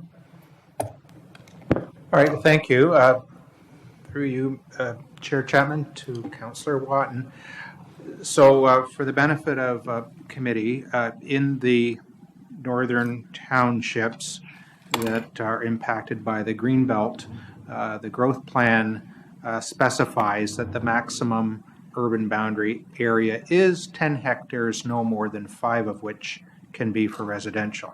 So the question is, for the 10 hectares provided to Scugog, was there the process to engage with the landowner? And the short answer is I would have to defer to, I'm Colleen, perhaps? Ms. Goodchild? Yes. Sure. Thank you. Through you, Mr. Chair, we do not plan our settlement area boundary expansions based on land ownership. If we have an expansion request in that area, we would have already received it and looked at it. But in the case of the township of Scugog, as an example, we did look at a number of different potential locations, but we did not have specific discussions with the property owner that you're talking about. Well, I might suggest that there are some landowners that would have liked to perhaps entertained a settlement area boundary expansion as opposed to some who received it but didn't know about it. And I'm not saying whether he is happy with it or not, but I do think that a conversation should certainly be had with our public, and I'll just leave it at that. Thank you for your answers. Thanks, Mayor Watton. Okay, we'll try this again. Mayor Collier? Mayor Collier? Okay, that's twice. You only get one more strike, yeah. Councillor Neal? Yeah, thank you very much, Mr. Chair. In regards to, I don't know if this is the time I can bring it up. There was a delegation a week and a half ago about a paramedic station. But what about a police station in North Oshawa? Would that be in the community areas in this official plan, or where would one have to be located? Well, according to the region. This plan wouldn't get down to ambulance stations or police stations. It's land use, and then when the region wants to build a police station or build a paramedic station, then they are going to look for appropriate land, and if it's not zoned properly, then they'll have it zoned. And that's all true. And if I may just add, the way this plan is set up is that a community facility like that, ambulance, police, whatever, is basically permitted in any designation, subject to the other criteria that they would have to determine its best location. But it's not. There's nothing in this plan to sort of prohibit it being here, there, or So wherever. it can go in employment or it can go in residential or community. It's where the need is, and the assessment based, as you heard from the ambulance, it's on radius of calls and how quickly to get to them. And then, of course, it's availability of the land and or somebody that owns the land to sell it for that purpose. And sometimes it works with the actual building of a complete community, if you will, like Seaton, like we're doing in Seaton with an ambulance station and that sort of stuff. But I guess my question is 29,000 people going to Columbus Part 2 plan. Okay, so that piece of it has nothing to do with us. So we're not geared to anything to population that's projected? Yes, but that has nothing, the police station or even the ambulance station has really nothing to do with this committee or this report. No, I'm just trying to find. I know what you're trying to do. No, I'm just trying to find where that cohesiveness exists between planning and needs. That's all. Well, it's based on population. For example, I can tell you that planning was involved and had a member of the steering committee for the paramedic strategic plan when it was developed, as to what the growth would be, where the growth would be based on the current official plan. And that's where the ambulance plan came out of that, of where we might need, their assessment is why we need 3 more stations in the next 10 years and where they might have to be. Okay? So the police should be doing the exact same thing, but we have no control over that. We just become partners when they say we want to do this strategic planning, send somebody from planning that knows this stuff to help us with it, basically. No, that's fine and Danny. I'm just trying to get my head around when this is going to be triggered and what's going to trigger it. Yeah, because the need's there, so I'm just trying to find Well, out. the police station that you're constantly trying to get up there is triggered by the police department, by the police service, not by planning, right? Because it's where they see the need based on not just population, but how they service the population and the growing population. So it starts with the police board in that case, just like the ambulance started with health and social services. No, I'm just trying to make Yep. sure the infrastructure's there to allow the population. Yep. Yeah. Okay. I mean, it's simple to me, but maybe it's complicated. I don't know. Maybe Mr. Olisic wants to donate his property at the corner of Winchester and Harmony. That'd be okay, but I'll leave it there. Even with a donation, it would be the police board that have to decide on spending the money. In my personal opinion, you get more bang for your buck with officers out on the road than you do in a station. Councillor Shahid? Thank you so much. Thank you so much, Chair Chapman. A message from Mayor Collier. Please let Chair know that I'll hold my questions until council, given my technical difficulties today. That's his piece. I've said it, now my piece. I just want to ask a procedural question on this. If a municipality wants the region to consider that there be flexibility applied to policies such as density requirements along the major transit spine and other matters that the municipality wants to advocate, should they be sending a written submission? What they should be doing is making a resolution of their council saying A, B, and C, and that one of the pieces of the resolution and that this be forwarded to regional council and it'll go to planning, who then would have a look at it. But just to send an email from a lower tier government to say, hey, have a look at this, we would be looking for a resolution from that council, I believe. Yes. Yeah. Thank you. So that's what my next question was. So we bring a resolution to our committee of the whole, and then we bring it here, and then we. No. So you pass the resolution in Whitby, however you do that, whatever your procedures are. Mhm. And part of the resolution should be where it gets forwarded to, like we see all the time. And this should be forwarded to the region of Durham, to the premier, to whomever. Mhm. And then your clerk will send it to the regional clerk, who will have a look at it and say, this is about planning, and they'll ship it off to the planning department, who will look at it, or it'll come to the committee, whichever way it'll go first. Normally, I think it goes to the department before, then they can, and in this case, it would go to the department because it would be part of Envision Durham, if that's what you're trying to do, before it comes back to our committee. So the best way is a resolution of your council of what you want done, with send it to the region. The regional clerks will get it when your clerk sends it, and I have every confidence that they'll send it to the right place. Is that right, Madam CAO? Sure, it will be sent. Before Yeah. April 3rd. Okay. Before April 3rd. April 3rd, 0503. Thank you. Appreciate it. Really Okay. appreciate it. Councillor Kerr. Thank you, Chair. I have a text here from Mayor Collier. And he said? He says, please let the chair know that I'll hold my questions until council, given my technical difficulties today. So when I said strike three, he's out for today. Okay. Are there any other questions on the report? The recommendation on the report, that is, that it be received for information and that all the information we've heard from people and comments goes to the planning department, goes to staff. None? Then on the motion, all in favor? Opposed? That is carried. That ends the public meeting. That ends the meeting for the day. I want to thank everybody for their patience and for their quick presentations and putting up with my 5 minutes and you're out. And thanks to committee. Thank you, staff, for all the hard work that you did on this. This was a very light reading. Yeah, right. All the hard work that you've done and all the hard work that I know you're going to do to get this back to us before the recess. So thanks very much, all of you, for all your piece of work in there. And can we have a motion to adjourn, please? Mayor Watton, seconded by Councillor Neal. All in favor? Opposed? Thank you.